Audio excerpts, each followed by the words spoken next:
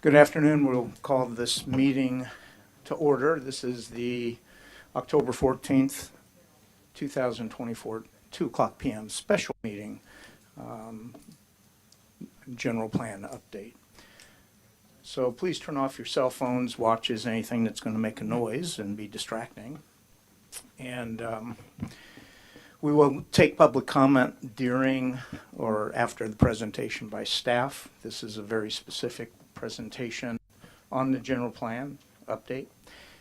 And we'll go ahead and call Ms. Gates to present. Oh, do we need roll call?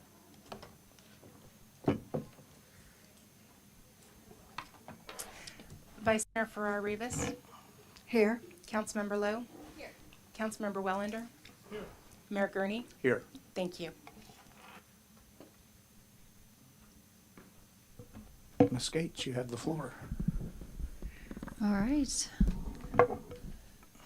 Good afternoon, Mayor and City Council members. Jennifer Gates, Community Development Director.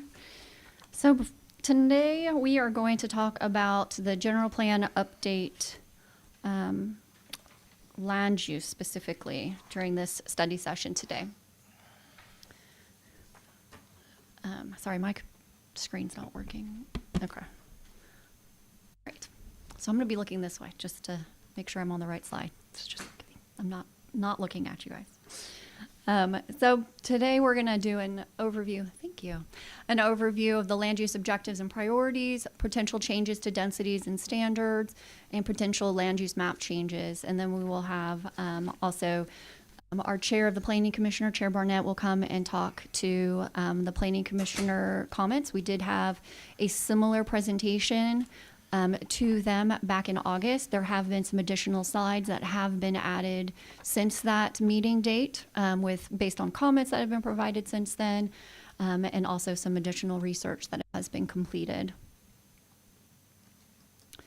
So the general plan land use map and the corresponding land use designations determine what can be built on any given parcel within our city, and that is what we are going to be talking about today. What are those land use designations?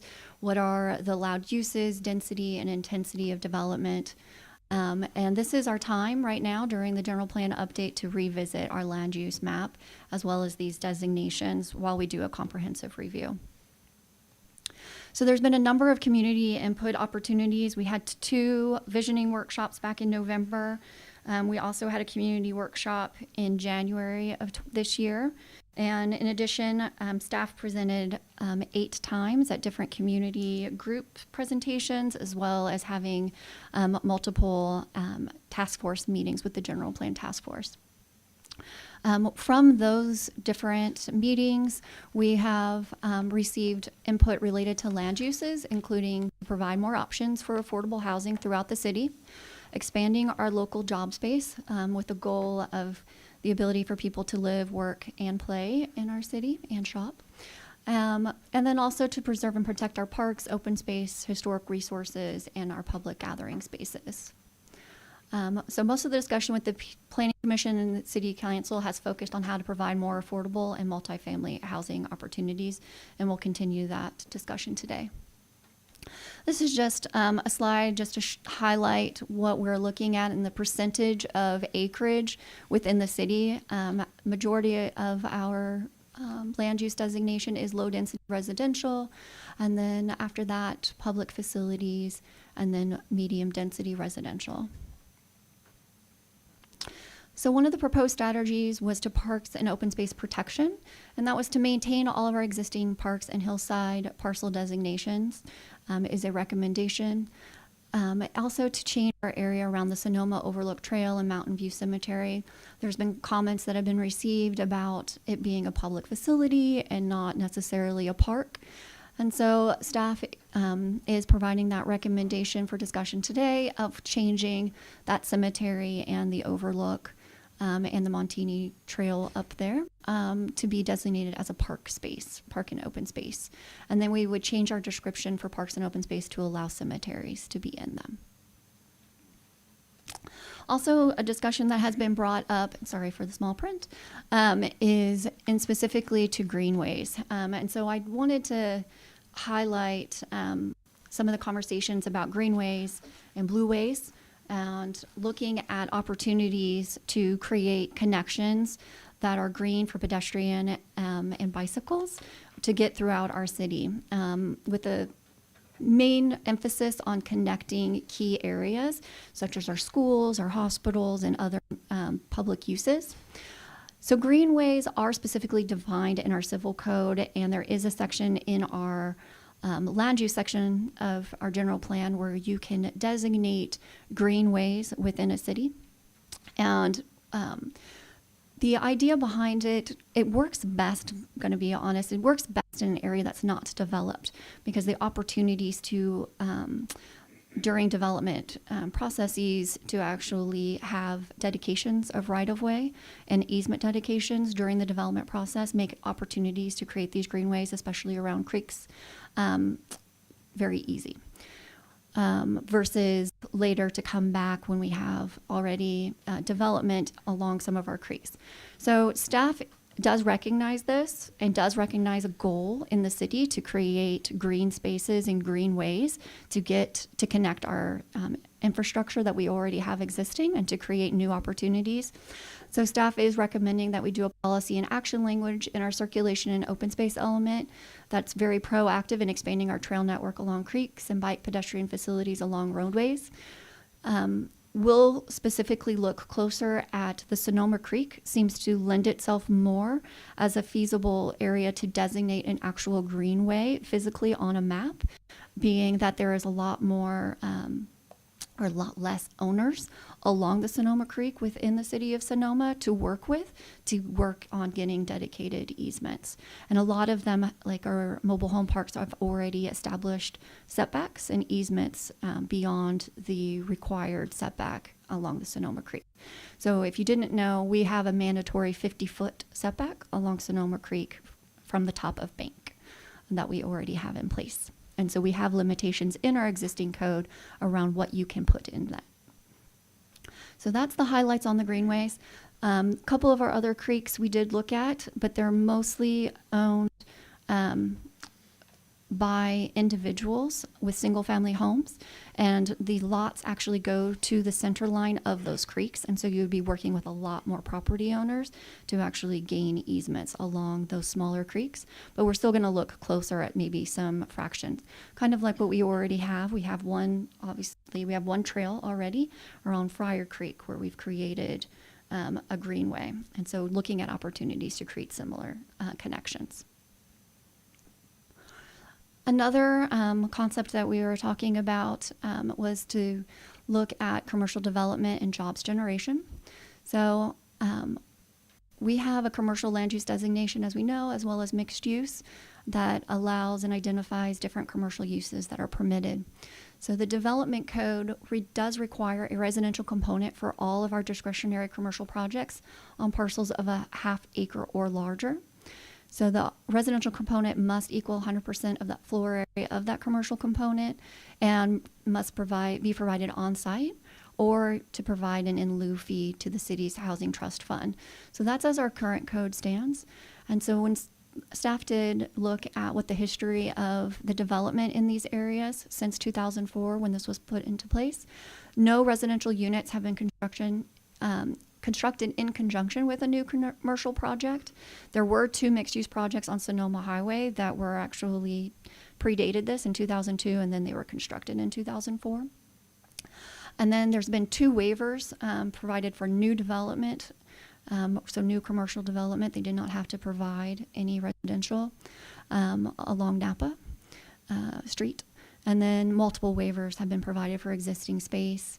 1 project had been denied, and then 8 projects providing solely residential have been provided, including live-work units.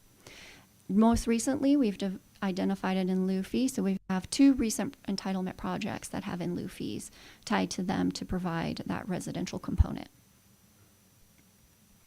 So staff is recommending, along with the consultant, to remove the mandatory residential requirement on just commercial properties and to keep it on the mixed use. This would retain multifamily residential as an allowed standalone use in this area, but not a required component if a commercial project does come forward. So it is potential to see increased redevelopment and new development of commercial uses on underutilized commercial properties. And then also we wanted to make sure that we're not missing out on those opportunities for housing. And so we want to prioritize other, what we think, more effective strategies to spur multifamily housing, including an affordable housing overlay that you're going to hear in a little bit, increasing our residential density allowances, and also provisions in our low density residential and Sonoma residential to allow for duplexes and triplexes and fourplexes, so that by it's in a way allows for more units. There is a concern that was raised by Planning Commission. We'll have Planning Commission comments at the very end, but I do want to also put that out there that there are concerns around getting rid of the residential component and the impact on having the availability of potentially having in lieu fees or units required with these commercial developments. On the residential land use considerations, the community has all expressed interest in exploring any tools and strategies to spur additional multifamily housing development. This includes removing density to allow our duplexes and fourplex in our single family residential zones, and then also promoting multifamily projects throughout all of the city. When looking at our existing general plan, we have existing residential densities that are pretty low compared to other similar sized cities.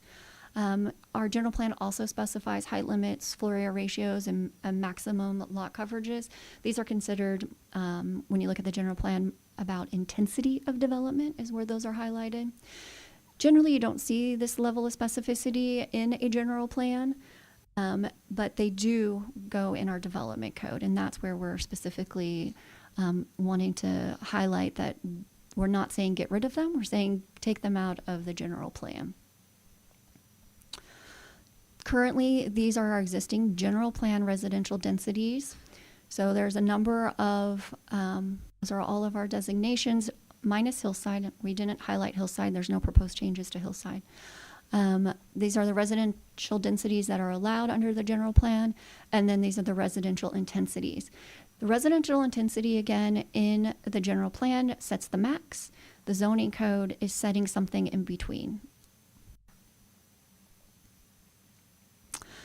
One of the questions that has come up from the public and in general is just what is floor area ratio? You see it in our general plan, but you also see it in our development code. And so this is our definition in our development code on what floor area ratio means. And it's basically the floor area divided by the lot area. It gives us a ratio. And so our development code and general plan tell us what is that max floor area ratio. It also tells us how much of a site can be covered by any type of driveway, sidewalk, and also buildings themselves. So these are just some examples. Point 3 is around what we have in our single family zone. We also did research on existing multifamily developments in the history of our city. Here are just 4 projects that I wanted to just call to your attention. The main idea was looking at what we have done in the past and looking at what are affordable housing, what's senior housing, and what's market rate historically. So one of the projects we looked at was the Wine Country House, or now known as the Kujir Senior Housing. It's 176 units, approved in 1987, and it's about 5.5 acres. We don't have any lots of this size anymore, but this is just as a reference. And when looking at the number of units on this lot, we're looking at 32 units per acre. In 1992, we approved Sonoma Commons, which is affordable housing, and it's 32 units on about 1.45 acres, which is more close to what the acreage that we have in some of our available land to be developed. And this one was approved at 22 units per acre. In 2017, the Aliva apartments were approved. That says market rate. It does have an inclusionary requirement. So there's 30 units on 1.52 acres, and it averages to about 19.7 units. And then lastly, also in 2017, we had the Altamira Affordable Housing Project that you see off of Broadway, and that was approved with 48 units at 1.9 acres, which is about 24 units per acre. I also wanted to call to your attention, I did a little bit more research also on what we actually have on the ground right now. I did my best pulling the assessor's data and applying unit counts to each parcel in the city, and looking at what our existing residential density is as compared to our required residential density. And as you can see, we're pretty much right there in the average or at the higher end of all of our densities, except for medium density residential, where we see it going over. And medium density residential is actually where we see majority of our multifamily complexes. High density residential, when looking at it, has been developed for at a higher density, but it's mostly a single family unit type. And then our housing opportunities, we've had 2 housing opportunity sites that have been developed, and they averaged about 20.6 acres, units per acre. So based on that information, there's some considerations and recommendations that staff has, and that is to increase our residential density ranges for some of these land use designations, to allow for duplexes, triplexes, and possibly fourplexes in our low density residential and Sonoma residential, to remove the residential heights, lot coverage, and FARs from the general plan. However, we would have in the general plan an action that would create, that would have a policy that we would revisit them in the actual development code to make them appropriate for each zoning designation, especially with the changes to allowing duplexes, triplexes, and fourplexes. And then to explore additional tools. And so again, we'll talk about the overlay. Before you is the actual density suggestions. Again, no changes to the rural or low density or Sonoma residential, as we're talking about a change in use versus density. So allowing those different use types, those housing types. And then in the medium and above, looking at increasing the number of units. So these are just these suggestions that we have for the different unit types. So on the commercial, gateway commercial and mixed use, 20 units per acre is what is currently identified, with the residential component being required. So again, staff is recommending to bump that to 25 units per acre, which is what it was actually in the prior general plan before this one that we currently are using. And then the other is to make the residential component optional within our commercial zones, but maintain its requirement in the mixed use zone. Always allowing standalone residential. So if the market is saying we want housing, we want it here, it still would allow that to occur within those commercial zones in the mixed use.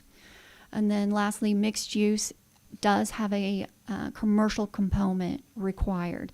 So even if you do housing in the mixed use, you are still required to do commercial as well, unless you get a waiver. All right, so I'm going to get into some site specifics. So those were the general densities and other suggestions that we had. And then now we're going into the actual site specific. So this first one is the looking at wine production as a land use general plan, otherwise that we all know it as the Sebastiani parcels up in the northeast section of town. So we currently only apply wine production in that specific area of Sebastiani property. And you can see that in that gray color on the left-hand side. It is identified as mixed use on the corner, and then agriculture on the far right side that you see in the existing. On the proposed plan, you're looking at a proposed mixed Sonoma commercial, and that would allow for the wine production and agricultural uses to remain, but looks at adding opportunities for other visitor serving commercial uses, such as continuation of that tasting room that's there, but also potentially a hotel. But also adds the mix of residential densities and housing types, and would continue to have a residential component requirement. So again, keeping that theme, that mixed use would still require residential with commercial properties. Another, and so by the way, also just want to clarify, these specific land use ones that I'm talking about specifically had letters associated them from interested individuals that wanted us to explore these with the Planning Commission and the City Council. The other one is at the First Congregational Church, and with the idea of allowing affordable housing and continued church use. SB 4 is a state law that allows residential development through a ministerial process on church uses or with church uses. However, it's not applicable to this lot due to specific limitations in SB 4, specifically around the fact that there's parkland surrounding it. So it does require a new land use to allow any kind of high density development for housing. So this example is an assumption of 2 of the 3 acres would be residential, and the remaining acre would be used for the church. And so with the existing zone of low density residential, you're looking at 2 acres times 5 dwelling units per acre. So you would only be able to get 10 dwelling units on those 2 acres. And then if you did a high density residential currently today, you would be able to get 30 dwelling units. And then if you did with the increased density, you could get the 50 dwelling units. So this is an option that we wanted to present to you to allow for higher density residential development. This lot is also a good opportunity in which to discuss the affordable housing overlay. So you would, again, when we get to it, we'll talk about how you keep the underlying zoning and just incentivize affordable housing specifically. Another lot that was requested some consideration was 250 Napa Road. Right through the middle, you kind of see this right where the MDR is on the lot to the right. You see a dense vegetation. There is a creek that runs through both of these lots right here. Freedman's is the CG or commercial gateway that's on the left-hand side, and then there's residential on the right. Both of these lots currently are designated residential medium, and comments or questions have been raised about the potential to designate at least the one adjacent to Freedman's as a commercial gateway zoning, and that would be consistent with its neighboring Freedman's lot. And then whether or not that would apply to the right is up for discussion. The last one was a recent ad, so this was not presented to Planning Commission, and it's based on the conversations that we've recently had around the Field of Dreams, where we are right now.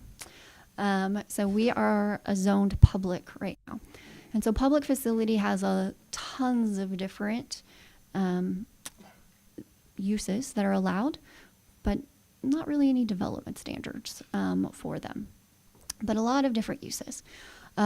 Staff is proposing to modify public facility in a couple of ways. One is to add recreational facilities and to specifically look at adding outdoor commercial recreation as technically the type of use that we are currently using it for with the Field of Dreams is an athletic club facility.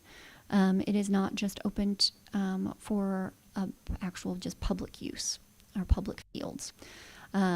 So if you look at the definition that we have in our development code, it says that these are facilities for various outdoor participant sports and types of recreation where a fee is charged. And this includes amphitheaters, and it provides a long list, but those were the 2 that we had been recently talking about, is amphitheaters and athletic club facilities. We are proposing also to get rid of hospitals and medical facilities out of the public, just because those are typically more of a commercial use and need some more regulations around that. Another recent ad that wasn't in the Planning Commission that was just brought to to my attention again, was that we do have a housing element implementation requirement that says that we were to rezone 3 specific sites to allow at least 20% lower income units on a housing development by right. And there's 3 sites that were identified in our housing element to meet our lower income housing. And that is the way that that code section reads in our housing element. It's intended for sites that have been identified to meet your RENA for lower income housing, and it allows for a ministerial process for that development of that housing. We currently have housing opportunity zoning, which does allow a by right use for multifamily housing, but still requires design review. And so this would still require design review. It's just not discretionary. So there is no CEQA involved in these housing development projects. Housing opportunity was designed previously to implement the general plan for those housing element sites that were identified to meet RENA. And that's what we historically have used it for. However, in this last housing element cycle, we did not do the code change to actually identify those as housing opportunities. And so we haven't done the actual land use change. These are the 3 sites that were identified as part of that item or program to implement the housing element. And those 2 of them are on West Napa Street, and then the other one is on Napa Road. And the one that you see on 477 West Napa, it's not as easy to tell, but it's the Safeway lot that we all call it fondly. And then 590 West Napa is currently developed with a home and another accessory building in the rear. And then the one on 45 and 69 Napa is right at the edge of our city boundary. That is currently a commercial gateway, and that is vacant. And so when they looked at potential development, they had identified these sites as housing opportunity sites on 2 of these lots, and the other one was going to maintain commercial. But the best way to implement the 20% is to actually identify it as the housing opportunity and apply that 20% to our housing opportunity zoning.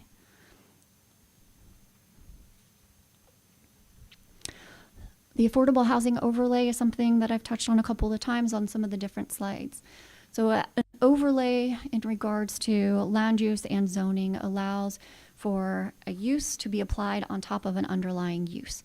So in this case, affordable housing overlay could be designed to incentivize affordable housing that establishes our minimum required affordable that could be above what we would normally require under our inclusionary ordinance.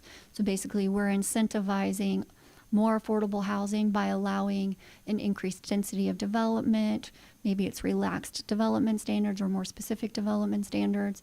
Also that it would be a ministerial process with no discretionary review.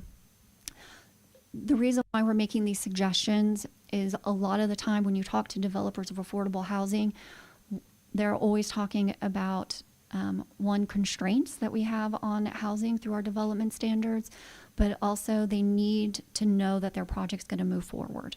If they don't have that assurances that their project has the opportunity to move forward, they don't want to spend the money on the project.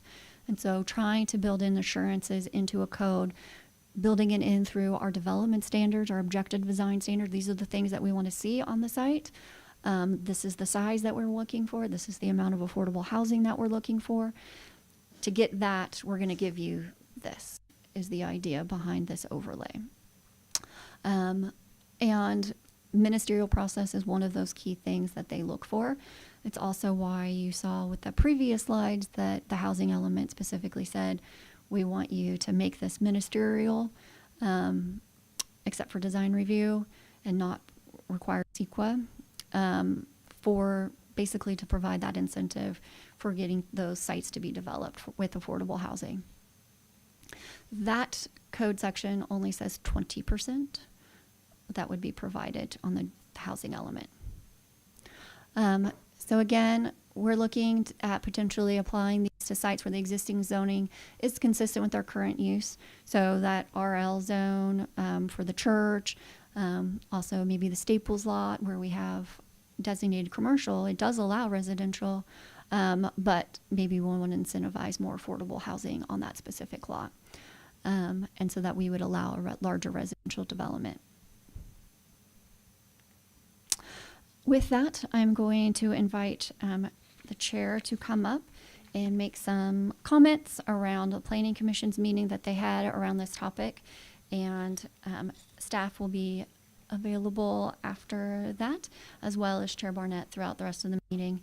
The goal, again, of this meeting is to get comments and feedback on the recommendations. So after this and after public comment, if you don't have any questions, we'll go back through and look at those different recommendations to get some comments. All right? Thank you. Good afternoon, Council. Nice to see you all. We had a 3-hour meeting after we received this, basically the same presentation you did. If you haven't had a chance to go back and look at the recording of it, I invite you to do so. It was quite a robust and interesting conversation. Planning Commission, of course, spends a lot of its time on land use issues. It's something we've all had to become versed in and about, and I think you might find some benefit in seeing the comments of those who spend basically 90% of their time on land use issues. One of the questions that got asked, it was Commissioner Wyrick who asked it, was about the density bonus, and I believe I understood the answer at the time of the meeting. It isn't on this chart, but I just wanted to mention to you that even with the increased densities that are being recommended, and the Planning Commission agreed to the increased densities as they've been presented to you, state density bonus laws still apply. So above and beyond the densities that we're talking about, there is the density bonus opportunity for projects that consist of 20% of affordable housing, and that amount can be as much as 50% under some conditions of a density bonus. So above and beyond the densities that are being recommended, and the Commission did support the increased densities as presented, there is also the density bonus opportunity for people who really want to concentrate on affordable units. There's another piece in this which has to do with the duplex, triplex, fourplex in residential zones. And we also supported that. The city already allows duplexes in the low-density residential zone.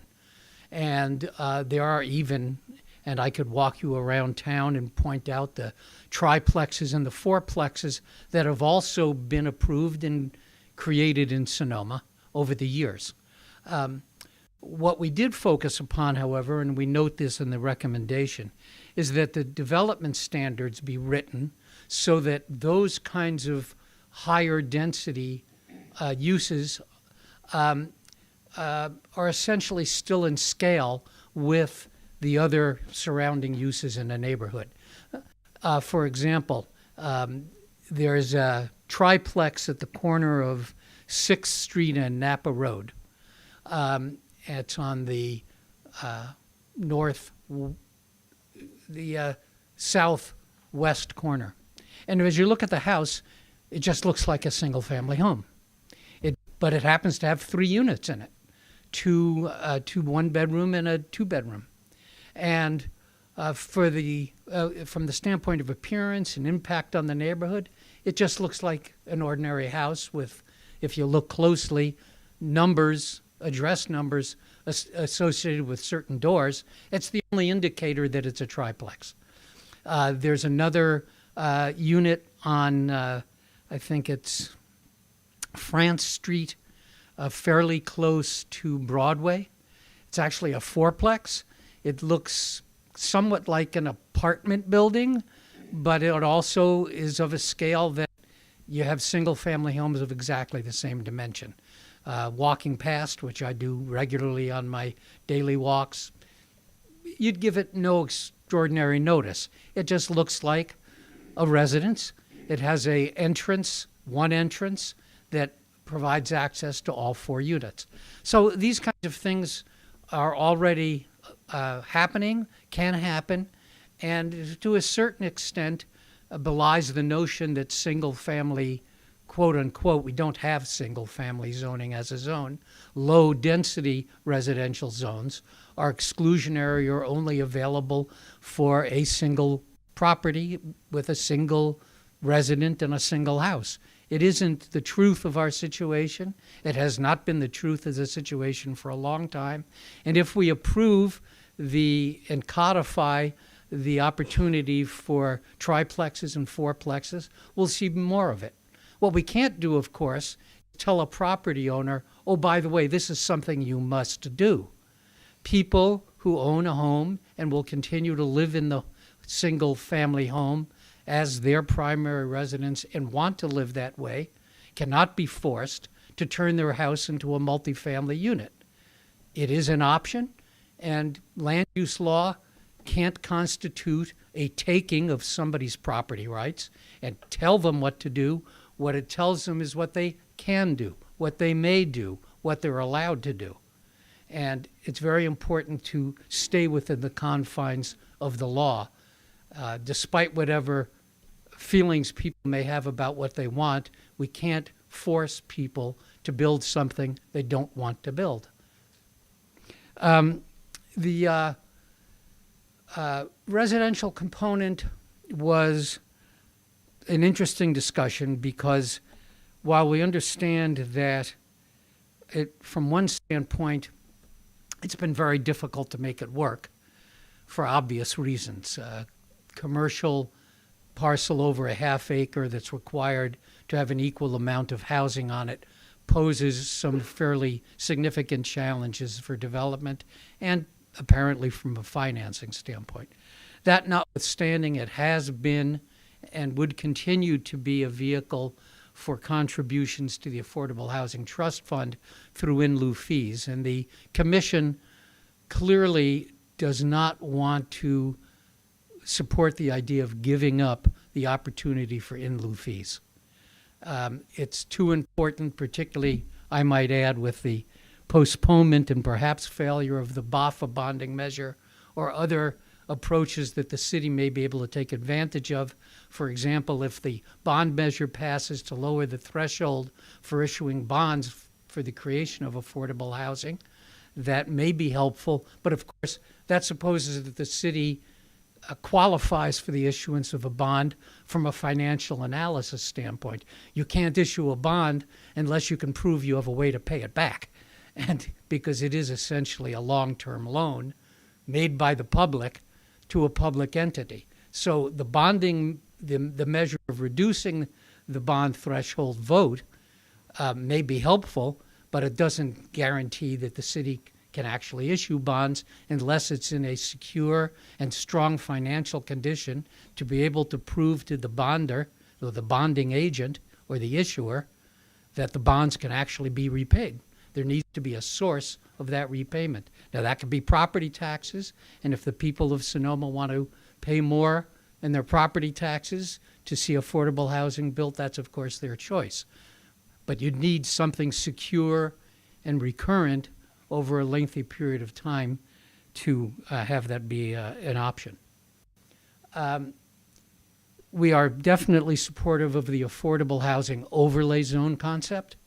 This, once again, is an approach that incentivizes the creation of housing. It's not a mandate.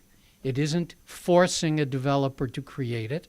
It is coming along with an overlay zoning that provides whatever incentives the city may develop to induce a developer to make a higher commitment to affordable housing. And so we certainly like that. As for the areas for high-density residential, well, one of the things I think that Jennifer elected not to include in the presentation, but is worthy of consideration going forward, and the Commission certainly looked at it and talked about it, are the rezoning of some existing commercial parcels for high-density housing. There's a lot of these parcels that are on major transportation corridors, which is a plus, and which in the future may be less productive as commercial properties than housing. Now, there's no specific recommendations made for that because it's a complex topic, and the consideration of these commercial parcels are dependent upon the willingness of the commercial parcel owner and the ultimate utility of the parcel for the purposes of housing.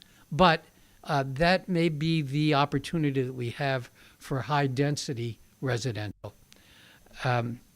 It's an interesting discussion, this whole matter of commercial, and we did touch on it in the meeting, because we're in a cultural phase and an economic phase in America, which unfortunately is including the contraction of retail uses. The internet has had a huge impact on retailing. You can see in town, I honestly can't recall a time where we've seen more vacant storefronts around town. It's clearly an indicator of the challenge of commercial retailing at this point. So the question then becomes, and this also touches on the nexus between commercial development and job creation, which was somewhat touched on in the presentation, and which we did talk about at the Planning Commission meeting. I don't know what kind of jobs there are to create at this point.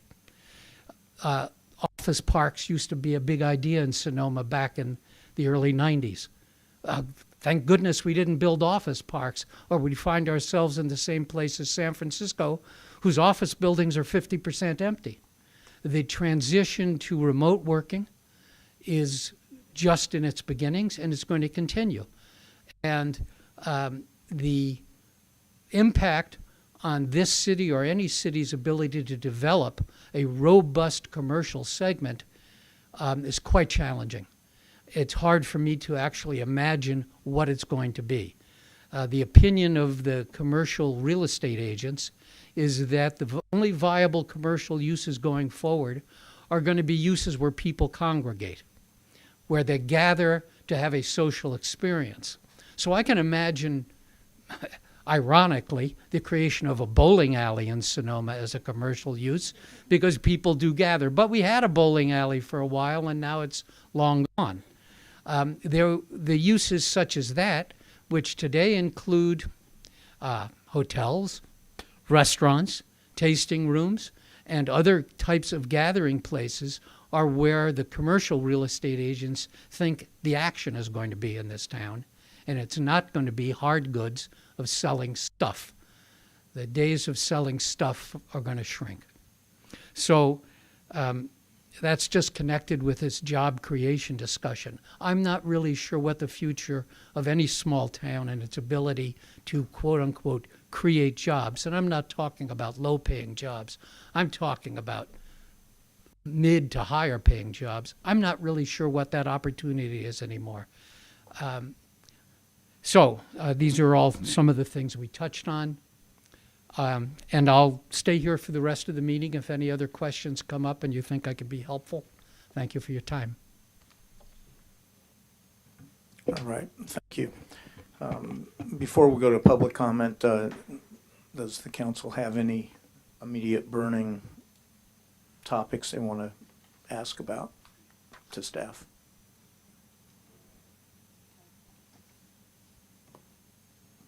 Mr. Dinger. All right. My question is in the housing element implementation. Yeah, you choose the 3 potential lots could be and developed for the housing. My question is, if anything related to UGB or the 2 of them, I think definitely not. How about the third one, the Napa Road? Those are all within our city boundaries. These are all within our city. These were specifically identified in our housing element to provide our RENA needs. Okay. And they were identified in that specific program that requirement be applied to those APN numbers. Thank you. Mhm. Yeah, that's great. Thank you. So a follow-up to that, that I didn't see anything in here that would be looking at any areas of sphere of influence that could be annexed and then be used for affordable housing. And so just in regards to what kind of discussion or language happened around that. We have not had any discussions around changing any of the land uses currently that are in our sphere of influence. They all have identified land uses associated with them, but we haven't looked specifically at changing any of them. So you haven't, is that something that is, If we you could would look like, at? you can Okay. bring it up. Okay, great, thank you. Okay, we will go to public comment. And anybody like to speak?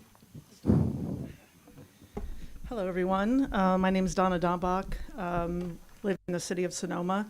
I just want to touch on 3 things very quickly, just for your consideration. The first one is just major support as a vision for this community, for the general plan around this CBI initiative in the greenways. Not only is it important for the sustainability of our environment, but if we can create a physically beautiful place for people to live, people will also want to come here. And so as you think about the future of our destination economy and try to diversify what that looks like, this idea of coming to Sonoma for its history, its creator market, but also its physical beauty, is something that I think I would recommend you incorporate into the vision.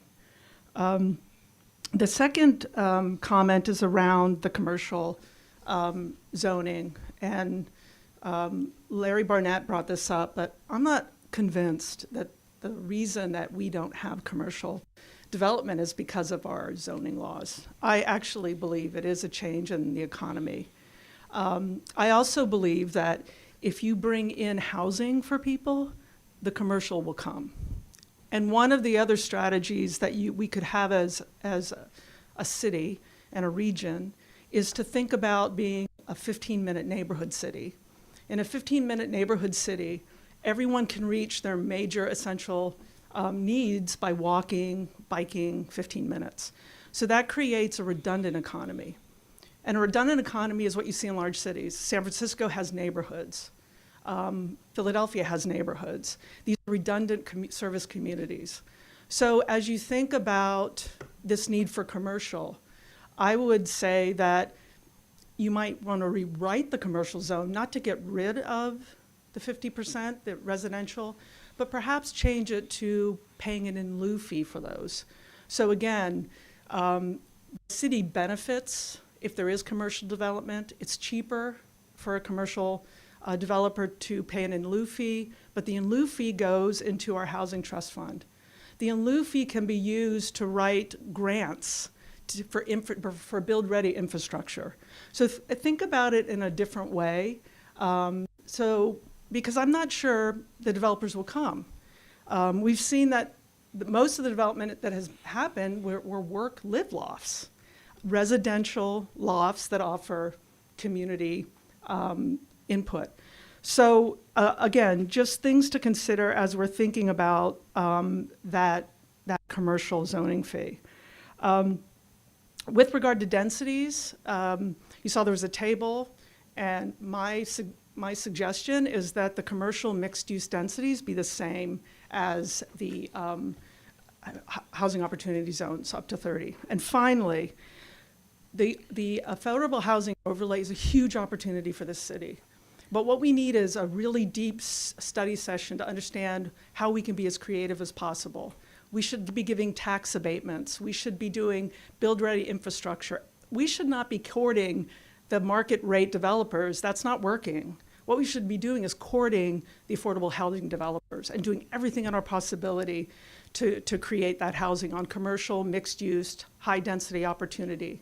So thank you for listening. Thank you.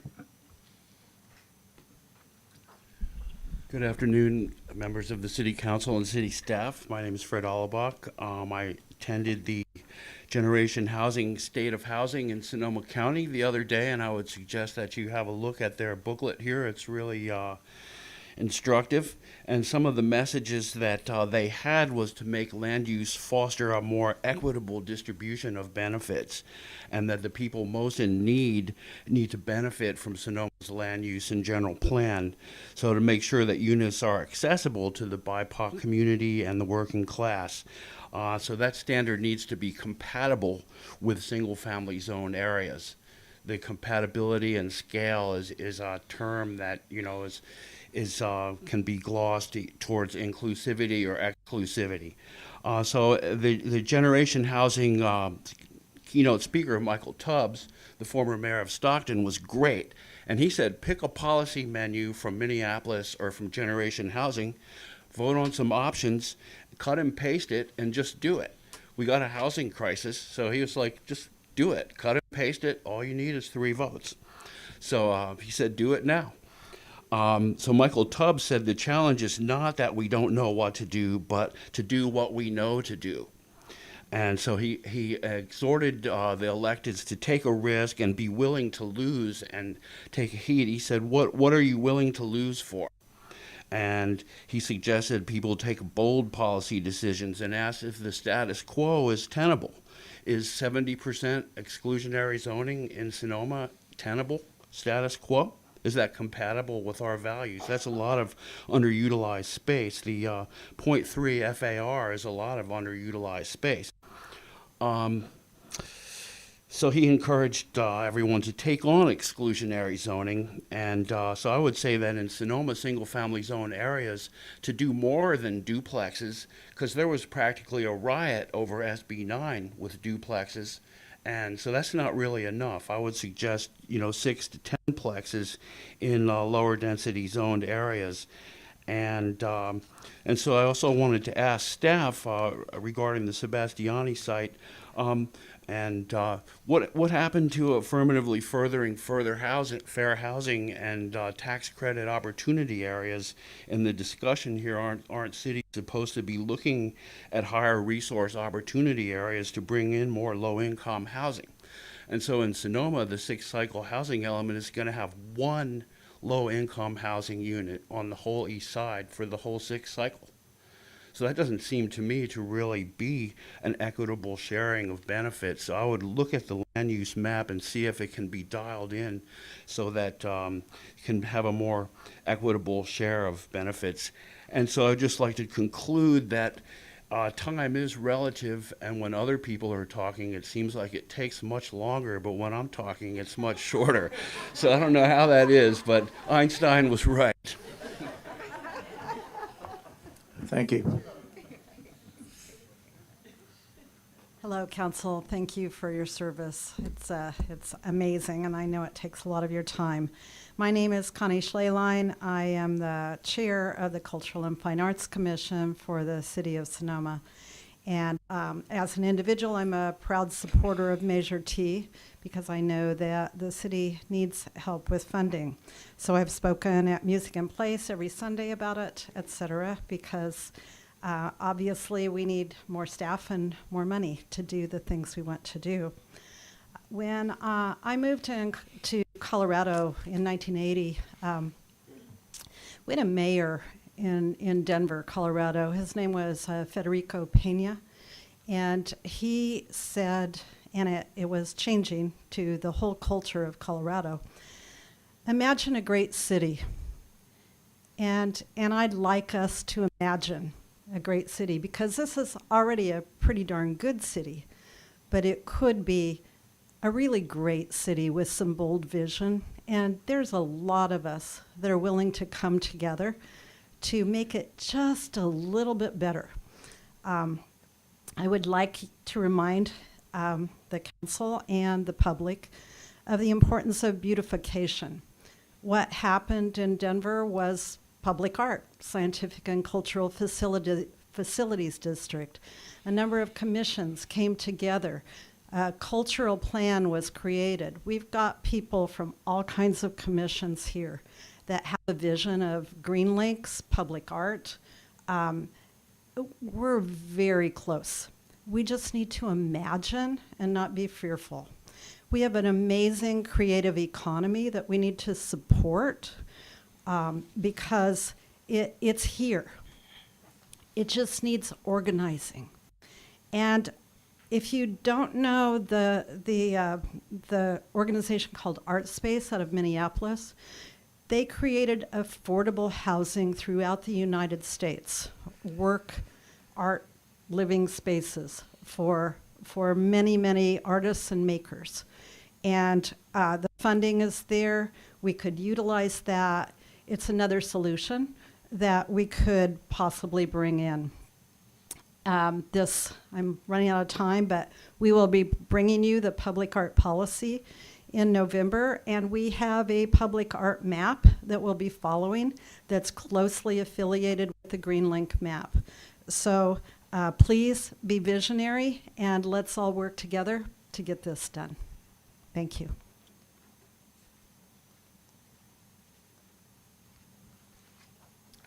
Hi there. My name is Kathleen Murphy. I was told I have 2 minutes, so my 7-minute came down to about 1.5 minutes. It's very truncated. And Good news is you have 3 minutes. well, there you go. Now I'm down to 2.5. I live directly across from the Sebastiani property on Lowell Valley Road at 4th Street East. I actually purchased my property 13 years ago. As a former chief human resource officer in legal compliance, I'm known for due diligence. I studied this area, the zoning, the light, the noise. I sat up here day and night for weeks before I bought this house based on what the neighborhood gave me. When Foley bought from Sebastian in 2008, the neighborhood concerns were placated by the selling team to assure them that the winery operations, the vineyards, and the use of that property would in fact not change. Foley's honored that since 2008 by soliciting us as neighbors and noticing us anything that happens from zucchini car races to a food truck and so on and so forth with city permission. As small as those are, knowing how disruptive they are to that fabric of our community. So imagine what a Sonoma Mission Inn type resort would do to the fabric of that community. I'm opposing the fact that this would be changed to mixed-use commercial for a variety of reasons. Most importantly, the location of this at the base of the 4th Street East bike path, and that whole open vineyard, the structure, the historicness of the iconic Sebastiani property. People from all over the Bay Area and Sonoma come over there to walk that for the quiet, the openness, and the safety of it.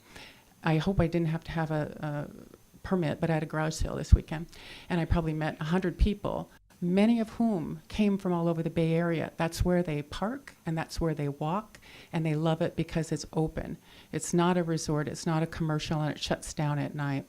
The areas that you already know, the increased traffic and the noise, the loss of the community, the character we call ourselves Cherry Block, as the community, the strain on the infrastructure, decline in property values. It's a quiet neighborhood, and people purchased for that reason. And there are, when you mix in areas, there's that impact too. The environmental impact, and particularly the light pollution. Frankly, Foley has done a great job of continuing that the facility is dimly lit, and there's no flooding of light. The Sun Miss incorrectly reported that the winery operation is shut down. The winery operation has shut down, but there's a margarita company that uses the facility, although it's very limited, and the traffic, the daytime hours, and the limited vehicle is very well controlled in keeping it to be very appropriate in the neighborhood community. So again, I relocated from the peninsula. I also lived and worked in downtown San Francisco. I came to a small Sonoma town, not Petaluma, not Healdsburg. I came to Sonoma for the quietness of the neighborhood, and I really hope that you would reconsider that mixed-use zoning for this area. Thank you.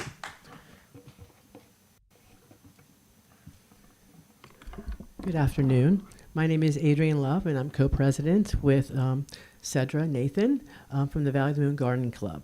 And we're here to learn about the great plan, the great general plan. And you mentioned very quickly, about the green and blue links. And so looking at all the presentation here, we're like, where is that overlay? We see all your development and such, but where is this? So I'm here again to talk about the Greenway overlay and how it's integrated. We need to have a infrastructure that will guide for future development and the growth of our city.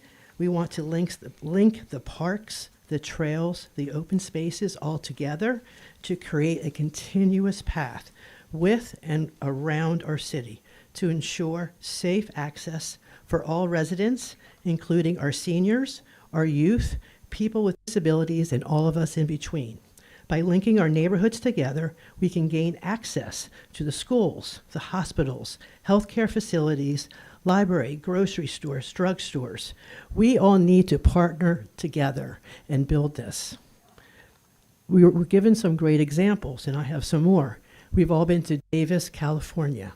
What an amazing place. There is extensive bike and pedestrian pathways throughout the town. This is a great example of something what we could do if we put our hearts to it.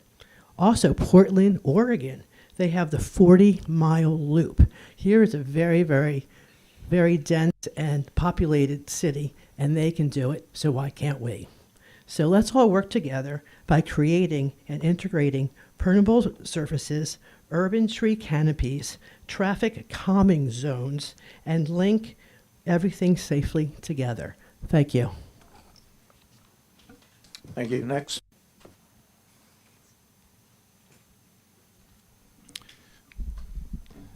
Good afternoon.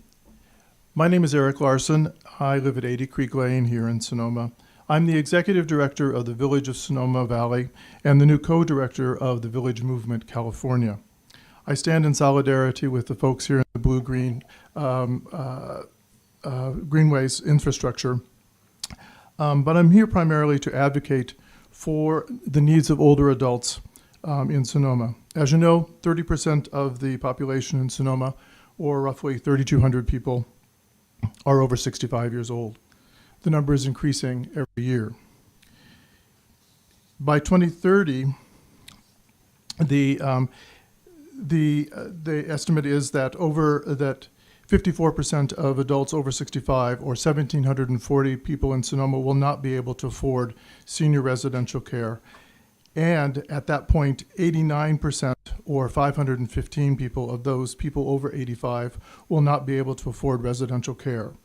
The statistics are staggering, but what that really means for today's conversation is that those people will need to live in their own homes, or homes that we create.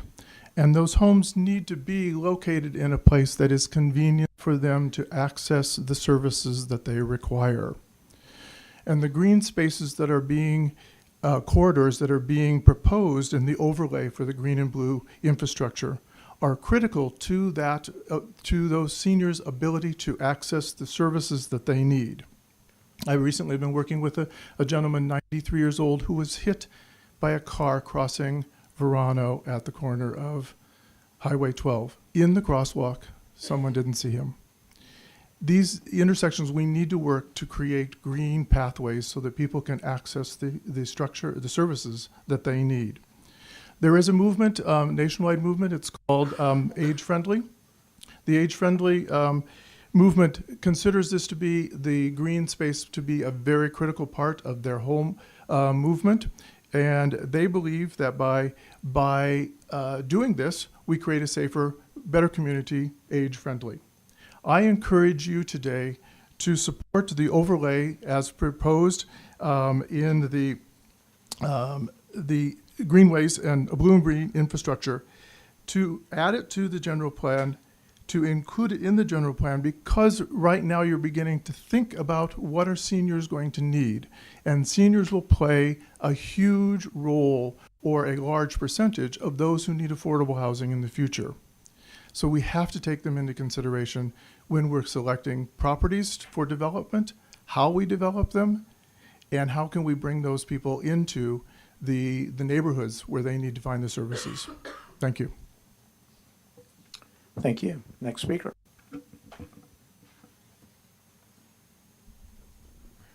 Good afternoon. My name is Kim Pack, and I'm from the First Congregational Church. And as a representative of the council, we fully support the recommendation to change our zoning from low-density residential to high-density residential to make affordable housing a possibility for us. And we also strongly support the affordable housing overlay that was recommended in the general plan.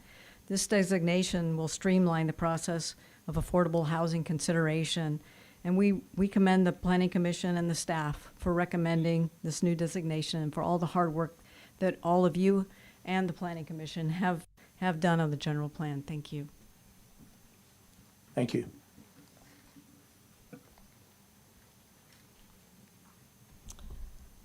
Hello, I'm Lisa Waits, 429 La Quinta Lane, and I've been here 24 years. I'm here to request the green and blue infrastructure in the general plan, to have it be part of the land use element. As we know, the land use is sort of the first among all of the elements in the general plan. And I would support the adoption of the greenways overlay, but the green and blue infrastructure is a little bit deeper than that. And it's not at odds with housing and development. It requires us to think with more integration and forward-thinking approach to how we do things. Cedra Nathan has presented written comments and made presentations on these things, and there's quite a bit of information out there. In Sonoma, we want to be able to walk for our services and health. We want open spaces. Tourists want these same things. When they come to visit, it's not just the wine, it's the beauty of the valley. And as has been said, the remote work will only increase. And so as we're working in our homes, we need to be able to get out and see the spaces. The last general plan had quite a bit about sustainability, and there was a goal about maintaining and increasing the tree canopy. Now, I don't know where we landed on that. In my neighborhood, I don't think we've done well with that. I think we've lost a lot of mature trees.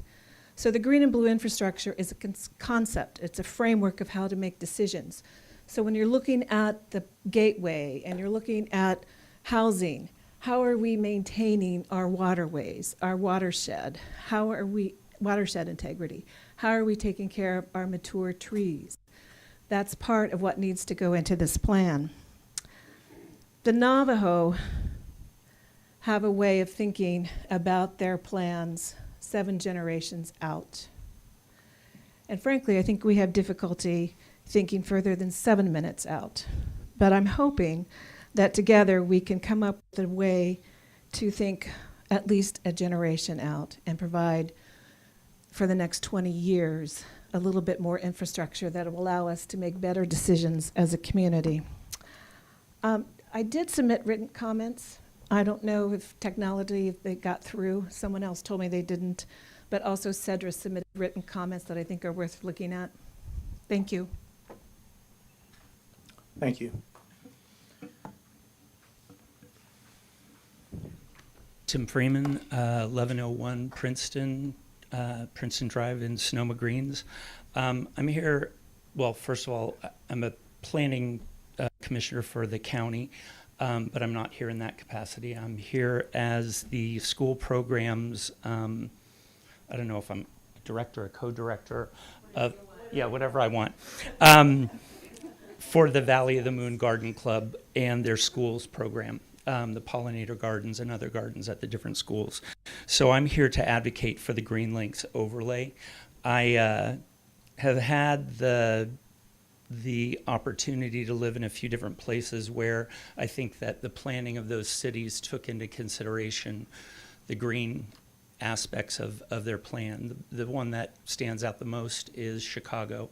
I lived there for 8 years. I lived in Sonoma, moved to Chicago, and it's a very robust city. I know we're not Chicago. I don't want us to be Chicago, but I do know that the green spaces within that city really provide for a very good living environment for everybody, and it's greatly appreciated by the whole span of the citizenry.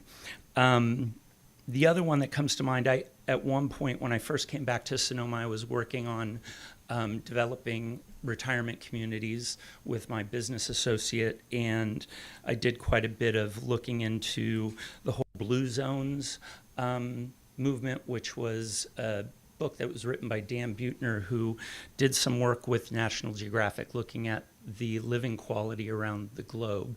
And they identified these blue zones where people lived longer, were generally speaking happier. And one of the cities that was called out in that was San Luis Obispo. Now, granted, we're not San Luis Obispo, but we do have some similarities. And I think if you look at the plans that they put into place, a lot of that mirror what we're asking for you guys to include in your general plan. You guys are a step or two ahead of us in the general planning process at the from the county level. I look forward to pushing this with the county when we start looking at our general plan, and I would hope that you guys would do the same at the city level. So thank you for your time, and thank you for your community involvement. Appreciate it. Thank you.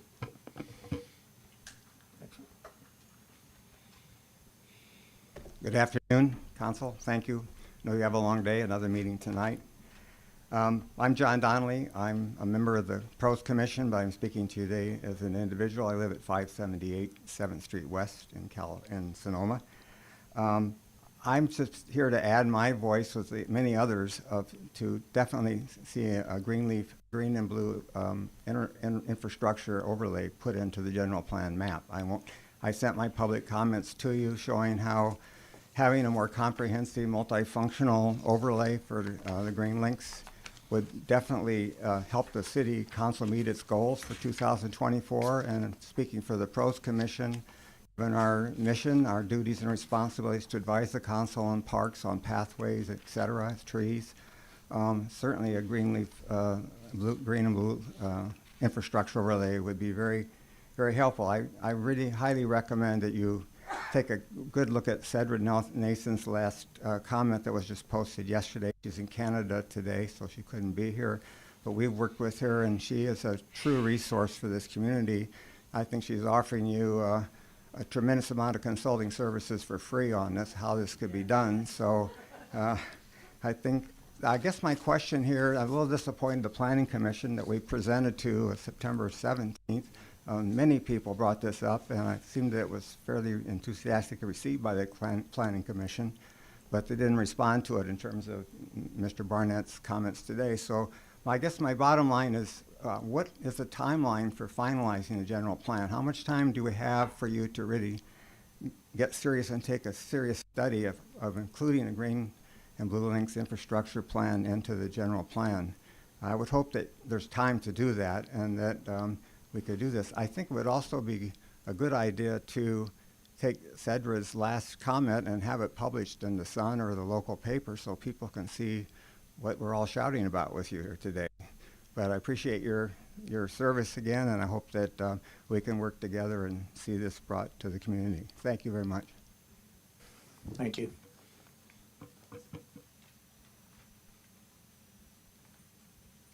Let's reset. I'm Armando Zimmerman. How are you? Basically, I'd like to start with a comment that might be general. I'm thinking I'm learning a lot of stuff. I've been to these workshops and so forth regarding the general plan, and I just still don't understand things like concepts like complete streets, etc. But one thing I know from living on West Spain Street is that it seems, and I think that there was a comment made that some areas are easier to develop if they're not already developed, and you want to change zoning, et cetera, whatever. But in my experience, infrastructure always lags development. And I've seen it on my own street. We've been asking for some changes in terms of the circulation element, in terms of just whatever. And, it's been 2.5 years, and we've gotten one red curb painted. And so I'm just dubious of some of this stuff. I also see for instance, the development out on 5th Street in Andrew. And then last year, I think I saw in the Index Tribune something about the Peterson property being developed. And when I looked at that, it was like 31, 32 units, but again, units. And as I think part of educating me and others is, what's the difference between a unit and a dwelling? In one of these, let's see, a dwelling unit. Why do some say dwelling unit and others say units? I mean, is a unit a house, a multiplex, a duplex, whatever? What you know, those things get me all confused. I don't know if maybe it's just me. The Peterson property thing that I saw in the Index Review last year, it was not an official thing, but it said affordable, and I'm going like, okay, what does that mean? Is it affordable? Is it low? Is it low income? Is it market value? Those kinds of things. I also, in the drawing in the newspaper on that Peterson property on First Street East, it didn't seem like it had enough parking. So those things are of concern to me. I'm also looking at the SDC development thing, and this, I just shiver when I think about a developer incentive, because that's turned out to be a nightmare there, and I don't know if that has anything to do with the incentive that was discussed under the, was it the Planning Commission? Yeah, comments. So Thank you, Mr. Thank Zimmerman. you.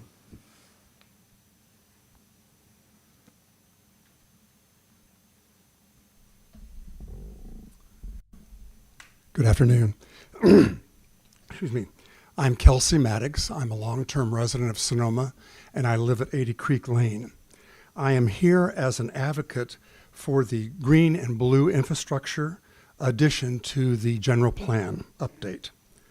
For over a decade, I have managed retirement communities and care communities, and I recently, in recent years, I have been a vocal advocate for a spectrum of older adult issues. As you can see, I am an older adult, an active one.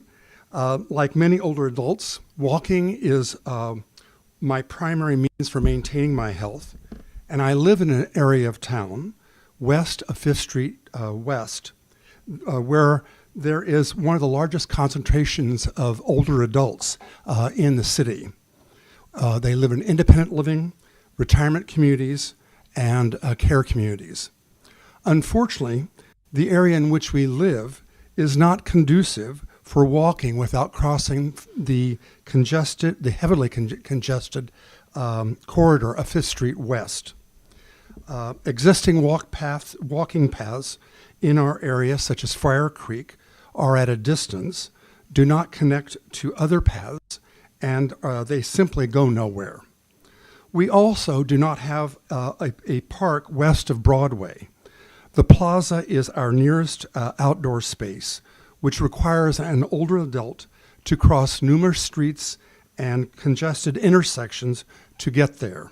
Or it unfortunately means getting into a car where parking is a growing issue, especially on Fridays through Saturdays. And what about those who can no longer drive or walk long distances? Are they simply limited to their own yards? Isolation for seniors is a significant issue and has made a major impact on the quality of one's aging. Getting older adults out of their homes promotes not only health, but more importantly, is a factor in creating community and a sense of belonging. Pathways and parks are where we meet others to be seen and to observe life and interact with it. I also support the green and blue infrastructure addition to the general plan as being beneficial to the economic future of our city. Sonoma will be more desirable as a destination for visitors if we have established a plan to expand pathways and parks. Visitors will benefit through their physical ability to access interconnected walkways throughout the valley and their engagement in rich cultural and historic sites, whether on foot or by bicycle. The enhancement to quality of life, the advancement of well-being, the increased opportunity to create a broader connected community are just a few of the numerous benefits of adding a green and blue infrastructure layer to update our expanded general plan.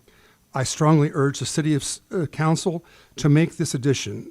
This is an important opportunity for Sonoma today and future generations in our community with your foresightedness. Thank you. Thank you.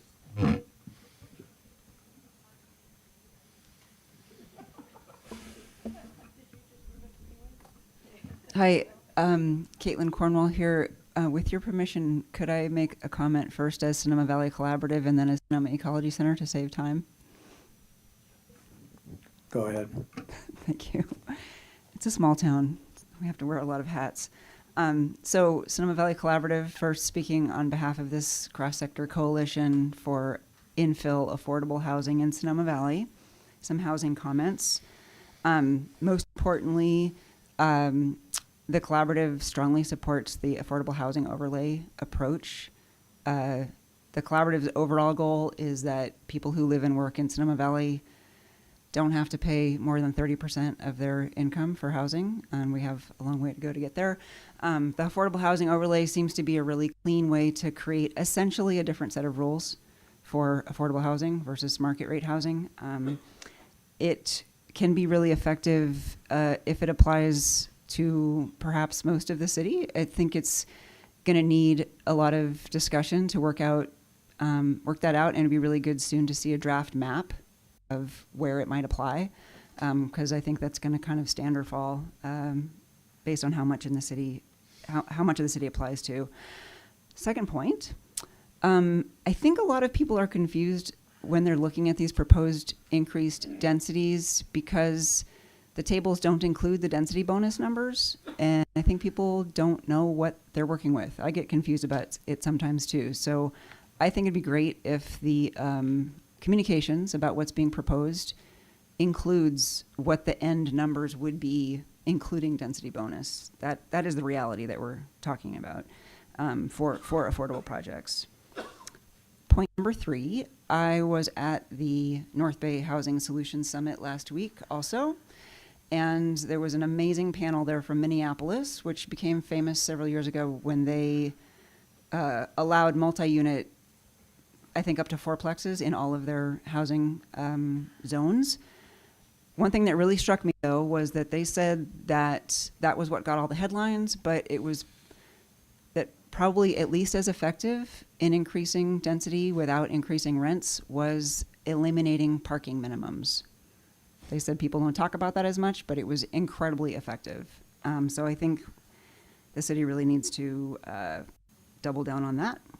Last point, as Sonoma Valley Collaborative, is that, as I think you know, we've been working with and supporting First Congregational Church in their efforts to be able to develop affordable housing on their property. So we're very happy to see the proposed changes for that parcel. They work for what that community wants to do with their parcel. Now I'm going to switch hats and switch my notes. So speaking as Sonoma Ecology Center, one point that the Ecology Center has been advocating for at least 28 years is the hillside backdrop. There's one more piece of hillside backdrop that is not inside the city limit, the Shorenstein property. There's also unextinguished development rights on the upper part of the Montini property. This would seem to be the general plan when the city should make some moves to sort of convey an intention that you want to have an option to buy the Shorenstein property when it comes up for sale, or you want to eventually have it be part of the city's own open space, and that you want to eventually acquire the development right at the top of Montini. Those parcels are just irreplaceable for the character of Sonoma.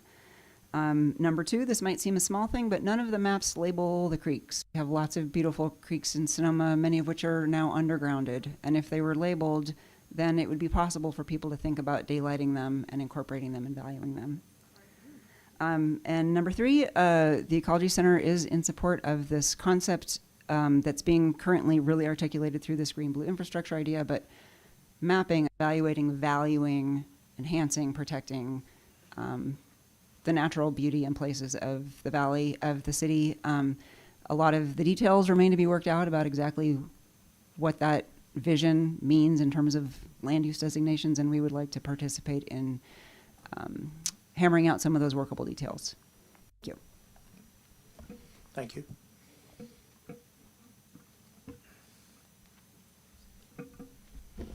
Good afternoon. My name is Kathy Weber, and I'm the moderator of First Congregational Church.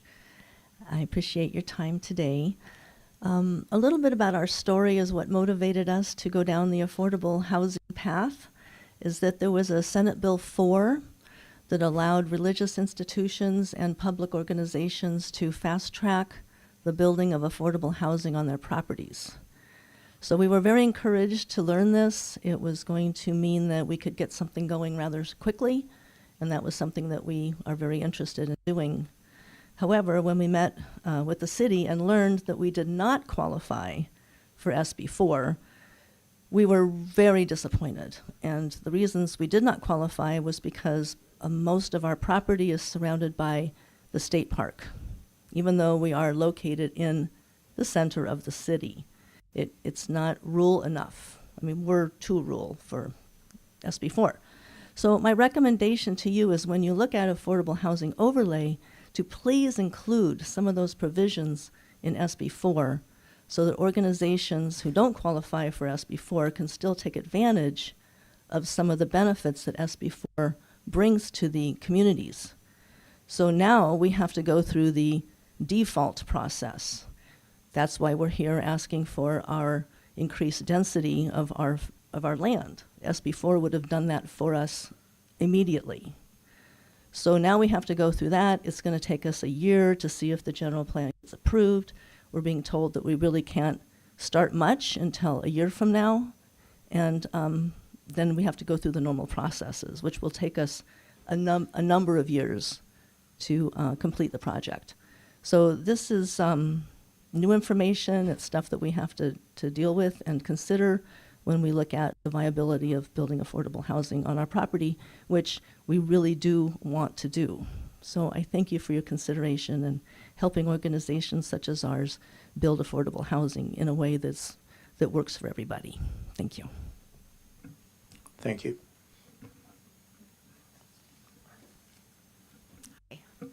I'm Bonnie Brown. Oh, boy. I've lived in the Valley about 26 years. I'm also, of course, in support of the Blue and Green Infrastructure Initiative. I wanted to drill down just a little bit in detail on that. It's all primarily about public lands, greenways, bikeways, and so forth. I'm concerned also about, and this is a tricky subject, I know, about private properties. And I talked about this at Planning Commission. If a developer knows in advance that a certain portion of that development needs to be permeable land, in other words, where the water can drain into the ground in a natural way, and also preserving all of the trees that are of a certain size and age so that we don't destroy our environment nature's worked so hard to develop. I want to cite an example, and I realize your city, you folks didn't do this, but in the past years, I want to address the hotel on East Napa Street that's in progress. That allows not 1 inch of permeable soil on that project. It's all blacktop, buildings, and concrete. And the trees they want to put up are in boxes and new trees. There are, behind the old Chateau Sonoma building, which is part of that project and is projected to be torn down, which is our last freestanding corrugated metal building in this town, and saw the progress from horse and buggy blacksmith through current times. It's been many different things. It's a piece of history, but of course the developer hires the historical professional and pays them to come up saying, no, it's not historical. That needs to change, for heaven's sake. The city needs to hire an independent tree person, an independent historical consultant, and then the developer pays the city back. The whole process is just a mess. I'm sorry, it doesn't work. But there are behind the old Chateau Sonoma building, there are a number of live oak trees that are mature. Those are all slated to be torn down, cut down. It makes a beautiful courtyard. They missed an opportunity. The 2 redwood trees on First Street West at the entrance are to be cut down. All of them gone. There are a total of 50 trees on that site that will be gone. And I asked for, in the EIR, for an arborist to come and study all those trees. They were all determined to be in good condition. They were not damaged. There was nothing wrong with them. But the developer told the architect, we want to max out the hotel rooms. And that's what happens. So the general plan, I think, needs to have something in there for permeable space, not only for water runoff, but for the health of our community. And the trees, protect those trees. Don't let them take them down. Thank you. Thank you.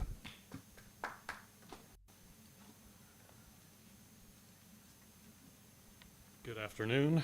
Bill Willers, 873 First Street West. I'd like to discuss with the City Council the idea of the concept of densities and form of buildings.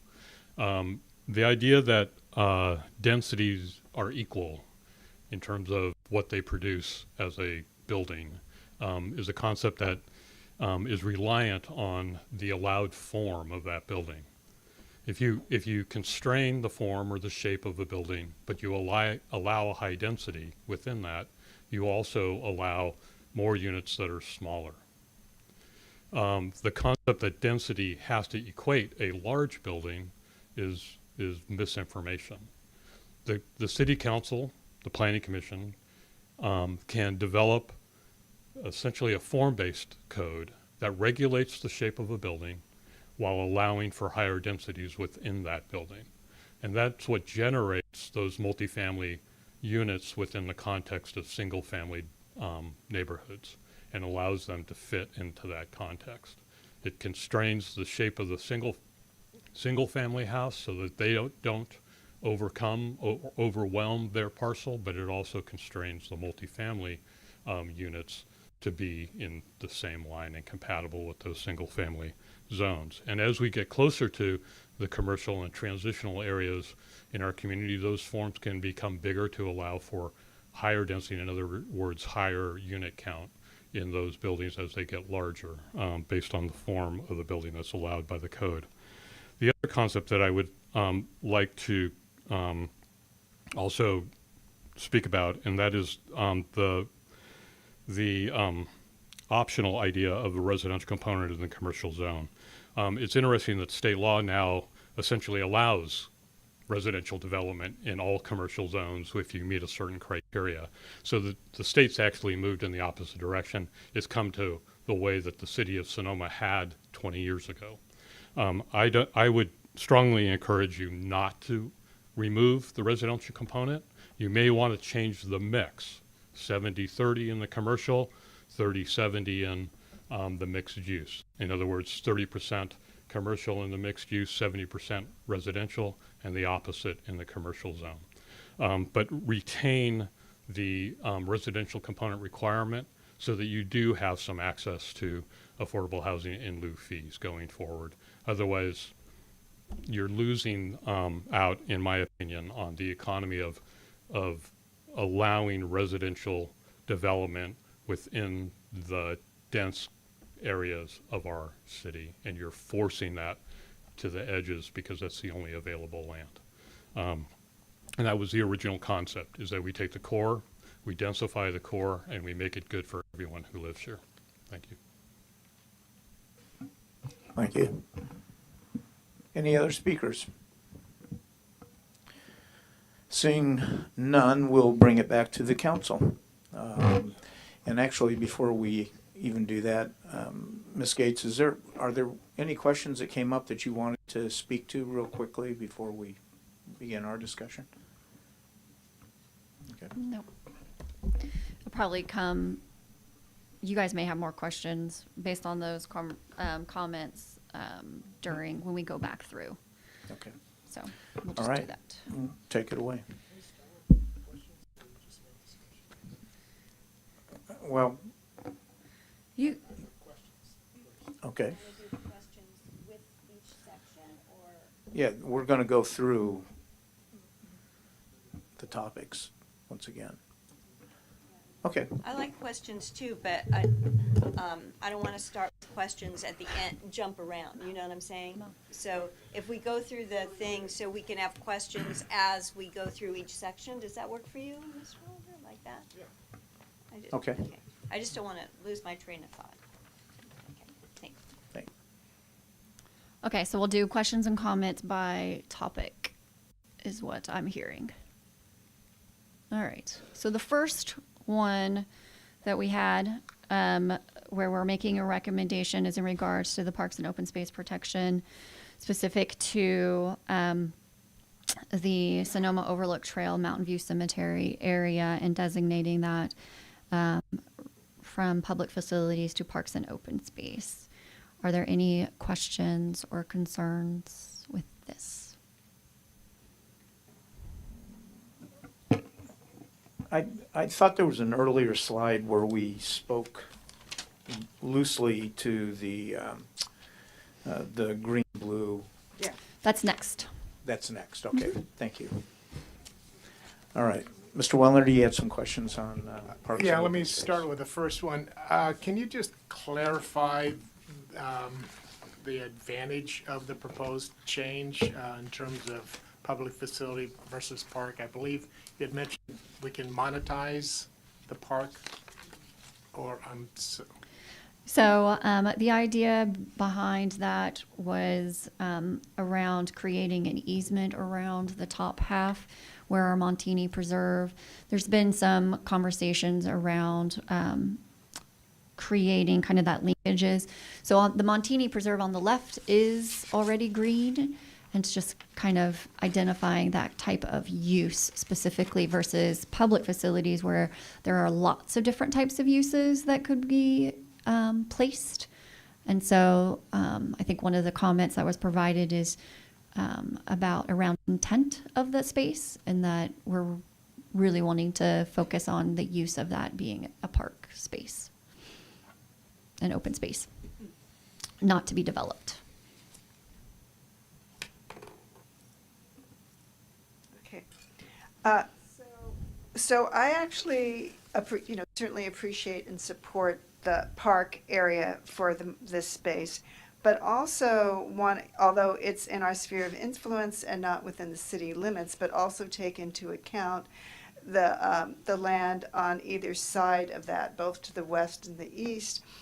So the hillside above Montini, I understand that there's some development areas that could be developed there, and whether or not, and encourage that we would be working with the land trust and open space to actually ensure that over the long run that those areas are not developed, so we maintain an overall kind of open space along the hills there, as well as to the right of that space that is the Sebastiani land, the Sebastiani land. And to do the same there of really, working to develop those so that both of those spaces on either side are protected. So we cannot designate land uses outside of our sphere of influence. So the areas that are in our sphere of influence have been designated. You can see on this map, that one's not right where it says pink. It has been designated for land use, not zoning, for open space. The Montini Preserve, that's within our sphere of influence and that we actually own. That's that area there. We can always add a policy around that aspect of open space protections at our borders. We have in the past added policies outside of our actual sphere of influence, but we cannot designate land uses outside of that. And I think that's what I'm talking about, is working with the other entities that exist to be able to protect those spaces as well in the city, that it's important to the city because of the overall backdrop that is there and the whole hillside protection. Okay. Ms. Law. I think the vice mayor sort of said what I was going to say, but I want to make sure, just because, I want to get the language right. Does this refer to the Shorenstein property that was brought up by Ms. Cornwall? If my understanding, we could be specific about wanting to look at specific sites, or we can say in general, in this vicinity that we're looking at any expansion of that Montini Preserve. Yeah, I think that, at least from my perspective, that all of that fits together. And we've had instances at this council where we have had to vote to preserve hillside and stop development for various and sundry reasons. But it seems like this would be a good opportunity to sort of codify that so that, in future, we have that as our policy or as our land use designation on those hillsides. Well, As a follow-up to that, is it unusual or out of the ordinary for a planning department to be proactive with private landowners such as the Shorenstein that makes up a significant part of our backdrop to, again, be proactive and at least have discussions with the individual about the importance of our backdrop? It's not unheard of to have, discussions around what their, future development or future intent or things like that. I am not familiar with this name or this specific parcel, so we're going to have to keep that and understanding this conversation. If that is not, is that in the city limits, that specific parcel? Unfortunately not. That's what I thought. It's the one just on the outside. It abuts both the Overlook Trail and I think there's a Yeah. portion of the historic cemetery that abuts it. But it just seems that given how critical this is, it would behoove us, beyond what we're doing today, is to be kind of proactive with that. Just, yeah. I mean, so and throw it out again, there. those are all things that we can add as goals or specific policy intent. I don't know the history of, moving forward with the Montini Preserve in the sense of did we have a policy in our general plan to go after that? But that kind of concept. Yeah, I think what I'm hearing is that a policy statement saying that the city is interested in protecting the hillside backdrop for the community. And there are a lot of avenues that could be included in that, but I think it'd be appropriate to include that. Okay. Anything else? In terms of renaming public facility to park, I don't have a problem with that. Okay. Anything else? Yeah, my question is, if we change this, made this change happen, if any additional finance resource we need to use, change from the public facility to the park, because if any additional requirement city needed to invest or using the money? No. Okay. Thank you. All right. Greenways, blueways. Yeah, not freeways. We're doing green, green and blue, not gray. Okay, so we had a lot of comments around an overlay concept. So there's multiple ways to do this, skin this cat. Excuse me, we do not skin cats. Sorry. Thank you. Sorry, that was a bad term. Sorry. I have dogs. I can't help it. So there's different ways we can approach this. The overall, definitely what we'll be doing is policy and action language about expansion of our trail system and creating the linkages. The concepts are all there that have been provided in the comments, and Cedra and I have had multiple conversations around this. It comes down to what goes into a land use map versus what is supplied in maybe a circulation element or the open space element, where we talk specifically to policies and guidance around our streams, and our green infrastructure is more common in there. There is a section that says that we can do, a greenway as a land use aspect and do an overlay over our creeks. And that is an opportunity. The specific one, as identified, that I think has the most ability would be the one on Sonoma Creek. But again, I need to look closer at the other creeks, at what an overlay would then look like. We have, like I said, Sonoma Creek has a 50-foot setback. So what do we want to do with that space and create easements and things like that? You can set land use, and we already have zoning standards around creeks and setbacks. But what do we use that for? How do we do easements for any improvements and future use of those? Let's say the mobile home park did sell and they do look, they want to do some kind of improvements, then there's an opportunity. Or if somebody wants, I can't remember the name of the nonprofit that Cedra's talking to, but there is a nonprofit that does purchase easements to do these greenways. And so with the designation, it does open up opportunities to purchase easements. Again, Sonoma Creek has the best opportunity because we already have established setbacks, and most of them meet those setbacks with those developments. The other creeks, like I was saying, with new development would meet our new required setbacks of 30 feet, which the other creeks has a 30-foot setback, but they're mostly single-family home properties. So they're a lot more intensive if we were to go and pull easements. What you see with the greenways and, like the other ones, we do see a lot of it in undeveloped land, and it's a good way to identify trails in those spaces.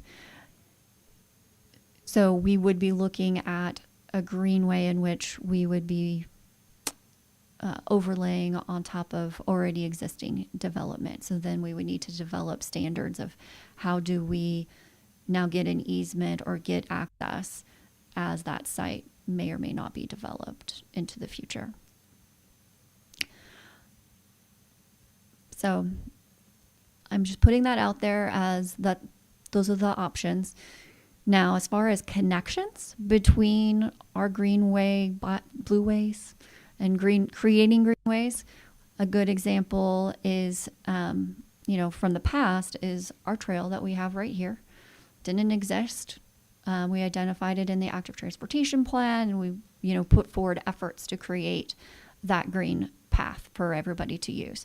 And our active transportation plan does identify different bicycle paths and pedestrian paths and getting places. One of the things that we've talked about is what do we want enhanced greenways in these conversations that I've heard is more enhanced greenways. So not just a sidewalk, but an actual pathway for travel that has all the green infrastructure. That is a more enjoyable experience, that has art in those opportunities. And so that is something that we could set a policy to look closer at developing, with the intent that they would connect our schools and our hospital and other major uses in our larger senior facilities, so that people have the ability to get around. I do want to incorporate, it was commented about the aging in place. I do want to incorporate those concepts of aging in place, and how do we do that within our existing facilities, because once you're a certain ability, you're not driving anymore. So how do I still get around town? And some people that would be walking, sometimes it's going to be a motorized something. And so how do we do that? How do we create these spaces? So that could be a policy that we create this plan to move forward with. I don't necessarily want to rush drawing the lines on the plan right now. We could look at saying creating connections between our parks and things like that, and kind of do a concept in the open space, parks and open space element, reference it in our circulation element, get it on the page and be in kind of like a general concept format. And then the policy and the implementation would be to then flesh that out, understanding what the actual feasibility to do that would be, what roadways are actually wide enough to enhance that sidewalk, and adding in those other elements to make those connections. Because I don't see us doing eminent domain on properties, but I could be wrong. But I think that's the approach, in the sense of what do we have available to us and how do we enhance that? Well, not to speak for the other council members, but obviously it's a great idea, and to be able to implement it becomes the challenge. And to Mr. Ding's point earlier, is that once you start building infrastructure like this, there's a maintenance issue and cost associated with that. And so, it's a great idea, but how do we best implement it? And I'll let the council offer their thoughts. Sam. I appreciated the comments from, I hope I got it right, Mr. Maddox, who lives on Creek Lane, because that's pretty close to where I live. I always tell people if I lived any further west, I'd be in the creek. So, and that side of town, as everyone knows, that I have brought up ad nauseum, is in lack of a park, and we are about going to build one on the corner of MacArthur and 5th Street West. But I really identified strongly with his comments, because that is the experience of people in that west side neighborhood, in the mobile home parks, of the inability to really access a lot of the park structures in other parts of the city. The creek going through that area is an opportunity. If I walk one house and then turn left, there's actually a barrier, not a big barrier, I've climbed it many times, but balls fly over it and children are missing dogs. You know how it goes. But if you go over that fence, you're in the mobile home park area, and then you can go down to the creek. But I've often thought, it's not really a very big barrier, as I mentioned, and possibly there could be a connection, to those streets, which kind of dead end in all kinds of places. And I always tell people, as the crow flies, I'm only a block away, but I've got to go out and around and up Andrex Street and out and about in order to get there. I think that's an opportunity. And it's just the fact that you brought up Sonoma Creek. I do think that there are some opportunities. And there's a little bike path back around Gregory, I believe, out in that area, which is also lovely, little place. And so, I think that there is an opportunity there. I agree also with the mayor that taking on these kind of projects is a lot. And obviously, if we are able to increase our revenue through Measure T, we'll have more ability to perhaps do some of these things.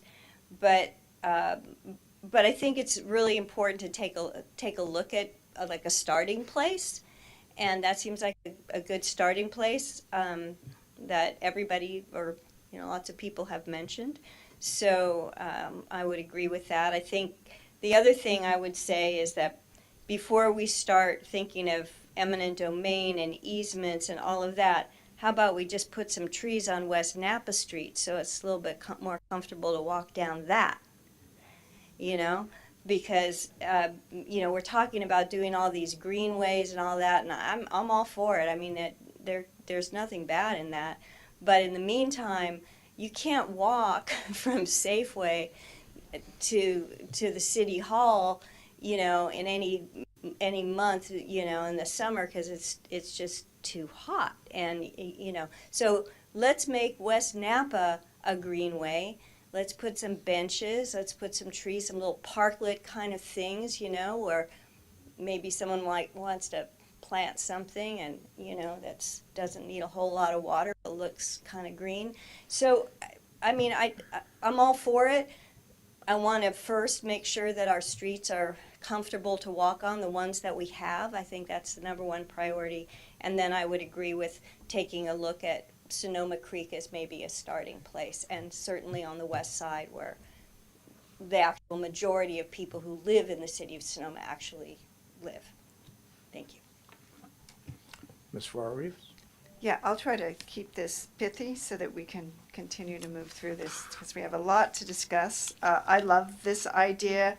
I think it's good to think big. I think that the framing of it is correct, that we frame it within the general plan as aspirational, what we're looking to do. And I think it's fine to think big and do I love the idea of, I think we need to map our waterways and bringing sunlight to, I have a husband that's always asking me, where did that water come from? You know, all of a sudden you see a little stream and then it goes away. You're like, well, where did it go? Like, what's it, you know, I think that's, you know, and I realize all of this costs money and we would have to look at it, you know, kind of a step at a time at what we can afford. But I think if you do it too piecemeal, then you lose the big plan. I spent the night in Truckee. They have the Sustainable Truckee Guide that they give to every visitor that comes. It really comes up with a lot of ways that people don't know what like a climate, you know, how do you make like a climate resilient city? How do you make a sustainable city? This idea of the overlay. This also has many other ideas of ways to make Sonoma sustainable. And it attracts people. It attracts tourists to come, and I think it actually will bring in, and I love the idea of bringing it in conjunction with the idea of arts. I think one of the economies that is emerging in the United States is the creator economy. We're a perfect place to host creators. Creators come in all sorts of forms, shapes, types of art and music and retail that is, you know, I know when I go to another small town, I don't want to go to a store that I'm going to find stuff that I can find in every other store in the country. I want to see what is specific to this area and like what they offer as a creator economy. So I think that there's a way to really bring all this together, and within the aspect of also looking at the affordable housing that we need. So I don't see it, I have a hard time piecemealing it because I think you're much better developing, you know, the goal to develop the big plan that you have the interconnection of all of these different concepts that we're trying to build together. Certainly at that point, I think that you just take a step and do something. And so then if Sonoma Creek is the best place to do it, then you start there. But I think we should have the big plan first and then say, like, where can we start right now? Those are my comments. I hope it wasn't too long. And just regarding the big plan, I think if you have an overall plan, even if it's aspirational, it does allow for grant funding much more easily. So, Mr. Ding. Thank you, Mayor. I'm so encouraged and for this project. And if we go back 180 years ago and even further, urban settlers visited everywhere in the Bay Area, even in the California. And finally, General Vallejo finally visited the place because at that time, we did have a lot of the waters, you know, around the vicinity area. And I was told even right now in the midnight, at 2 o'clock and on the 4 o'clock, if you're sitting the plaza, in the front of the plaza, you still can hear the water is running. So basically, it's kind of very romantic. But anyway, you know, we have this kind of the desire, and definitely, and if we can do something, reinstall what it used to be, that would be much nicer. And also, and we have some nickname for the Vallejo's in the house. That is Tia of the mountain. Yeah, also that is very, very, impressive. This is the right direction, not only for us, 5 years or 10 years, this is for our future 50 or 100 years. Thank you. Mr. Wallner. I'm just curious, given the scope of work that the consultants been retained to do our update, has anything like a green-blue link overlay been included in his scope? So the bitter pill is that it'd be an added scope for him, or would we be doing it in-house now that we're fully staffed? I'll just take them away from all the development. No, I'm just kidding. No, it would be a combination. So, I mean, I did reach out to him to see where he's used this before, because, like I was saying, it's something that we usually see in a concept of nothing's been developed yet. We have all these creeks, and we're going to lay this out. You look, I just was quickly Googled greenways. Santa Rosa is an example. It's a 57-acre parcel that they've designated with a greenway. So it's just how do we create trails and things like that. I think just more conversation that I need to have with this nonprofit of what is actually needed to get to the easements. And then, creating and once we create the land use part, it's just going to be a matter of then we have to create the development code. So whatever overlays we are creating in our land use plan, in our general plan, we then create in our development code and actually put in what our requirements and our development standards are. So it may be just a buildup of our creek setbacks and our creek requirements. It just needs more time to flesh out. And as you've been talking, I've been taking my mind and wandering up and down the creeks, Nathanson Creek, Friar Creek, and the vast majority that I can recall is private land. Mm-hmm. So I would support the idea of a development of an overlay with this aspirational goal, but do it in a way too where it's not excessively detailed, because again, I think from the legalities of it, what are the chances of us to convince a lot of private landowners that they need to do this? But at the same time, the concept of the linking the schools, linking the existing parks, taking advantage of the few the east, west, north, south existing pathways makes a lot of sense. So I fully support, particularly if we're talking about having something within our general plan that could assist down the road with grant writing or whatever. Mm-hmm. But I also want to make sure that we kind of take a pill of reality as far as, we may have it, and it may have indeed some use, but this idea that we're going to be able to close our eyes and open our eyes again and see this incredible network. Probably not real. So the idea behind when you create the text around an overlay is we've created the concept of it and how we would apply it in the future. Then if we want to apply it in the future, all we need to do is a land use map change and then the zoning map change. So once we create the standards and the description, it can be applied into the future in different areas, which is why at first I was thinking there's definitely Sonoma Creek, and then there's a portion of Nathanson that I was thinking of to apply it to begin with that aren't heavily private already, where the connections would be a little easier to start with as a concept and give us a focus. Okay. All right. Do you have enough information I from do, us on thank you. this? Oh, okay. Moving along. I'm going to jump to this slide and talk about each one individually. So I'm not jumping. I'm just bringing us forward. All right. On this one, we're talking about a couple of different things. One is the concept of removing the intensity of development, height, FAR, site coverage from the general plan. Still exists in the development code. We're just removing it from the general plan. Because anytime we want to change it or increase it, if it's more than what we have in the general plan, that means we have to do a general plan amendment and not just doing our zoning code amendment to reflect what we want to do in the future. So that's one reason why. So that's one aspect. And I can Another one is that low-density residential and Sonoma residential to allow for the duplexes and fourplexes. And it would be an allowed use where you're not taking into consideration what the density allowance is for that site, but rather you've just set the development standards.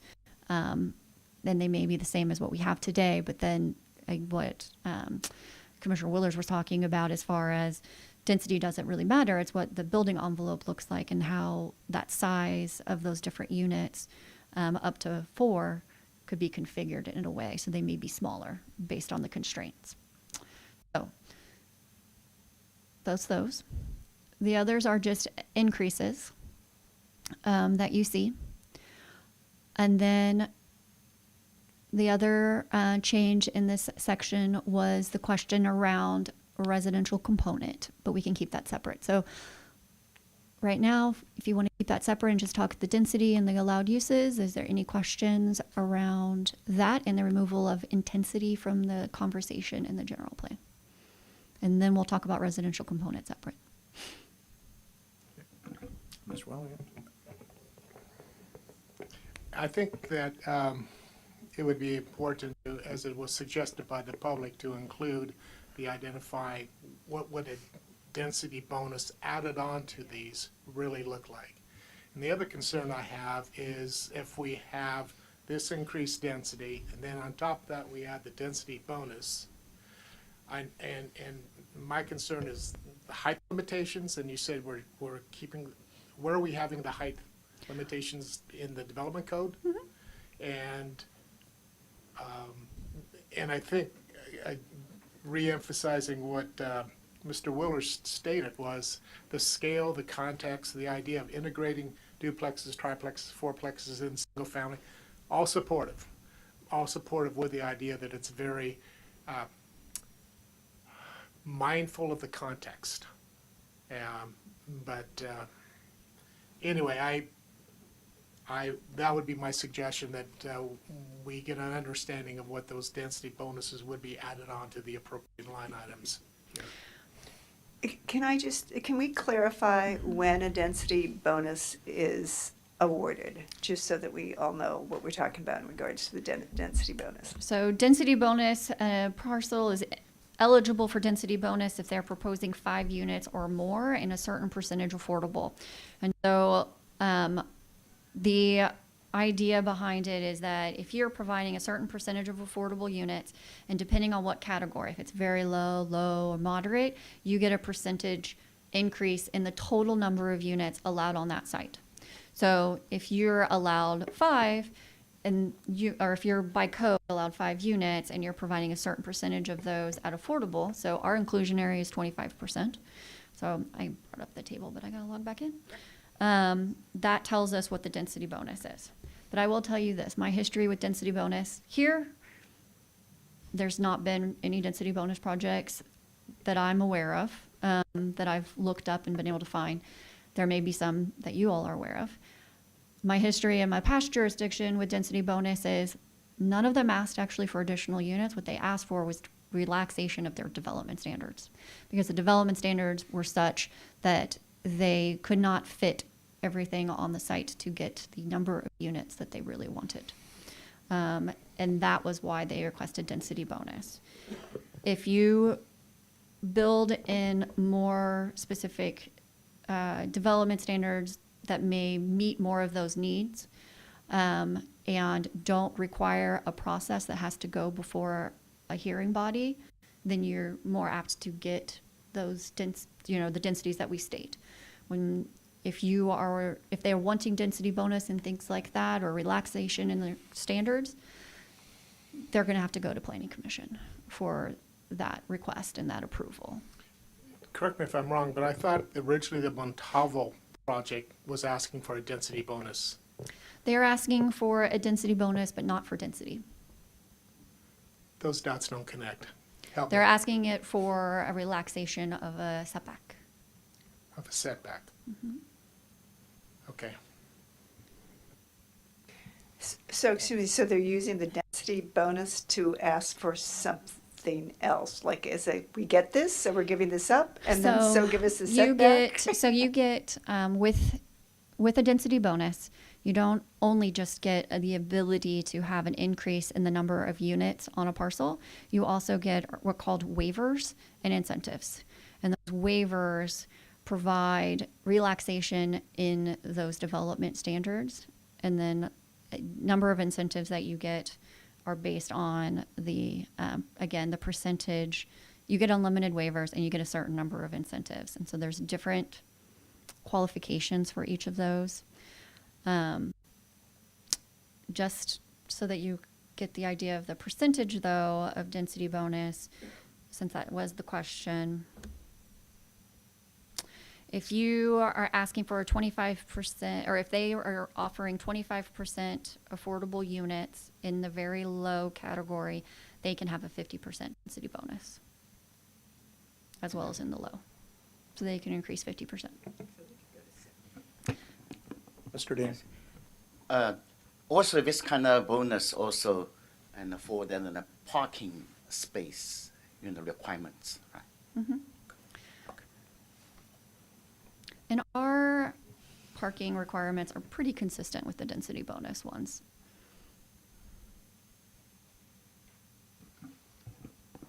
Anything else? Yeah, Go ahead. I was just responding to what Ron was saying. So, so the thing I would like to see, I think, can we consider with the commercial, the gateway commercial, and the mixed use? Is 25 enough? Would 30 be better? Where can we raise that so that we're getting more affordable units? And where in this discussion, knowing that really what, especially affordable housing developers need is kind of they need support around time, of course, things moving through fast, fees, support around fees being reduced, and land, if we have land to be able to buy and give to folks. So I know that's not, where is that in discussion? Does that go in the development code and not in our policies and not in the general plan? Or can we do a general, that we're looking at focusing on how are we making these processes? Because I agree with we can get it in the actual general plan policies. Yeah. So I know you were at the conversation with the Minneapolis. So the comprehensive plan is, their city comprehensive plan is our city's general plan. Okay. So that's the equivalent. And so they set policies that said, this is what we want to do. And then they implemented those policies. They did the zoning code changes and things like that. So that's just for concept and to relate to what the conversation that you've already heard. That's what that's about. When I'm talking about the affordable housing overlay, when we are saying we want to incentivize more affordable housing than what we currently require, so we automatically require 25% in our inclusionary ordinance, right? So if we want to beyond that and we want to say, hey, we'll give you maybe more incentives to like the fee relaxation or a time, more restrictive time streamlining than what the current state law says, those are things that you can build into the affordable housing so that we're incentivizing more than what we already require. Into the overlay. Does that Great. make sense? Yeah, that does. Yeah. And I'm not specifically, because I want us at some point of the 25%, I would love to have 25% of all development be affordable housing, but I also want to know if that is really works, like what really works for us to get more affordable housing. Yeah, that's the study that we're doing now. Yeah, great, thank you. Other thoughts about increasing the commercial and mixed use to 30 units per acre? Is that realistic? Yeah, the other question is then when you do that, you're talking about somehow potentially greater massing. And again, as it was expressed at the podium, that it may result in smaller units, which could be a plus if you equate smaller units in construction cost and selling price. So that could be a plus. So I would be open to higher densities, provided that we have some other restrictions in there that will, again, maintain what I believe is respectful context, massing, scale, heights, whatever.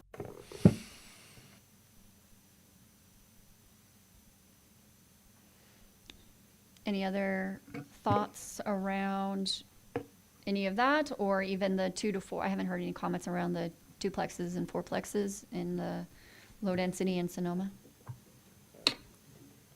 I don't have any problem with 2plexes, 3plexes, 4plexes, 5plexes, 6plexes. I mean, if they, conform, I think a little bit as what Ron is saying. I mean, and as Chair Barnett brought up, there are places where you don't even recognize that these are multiple unit places. And I think that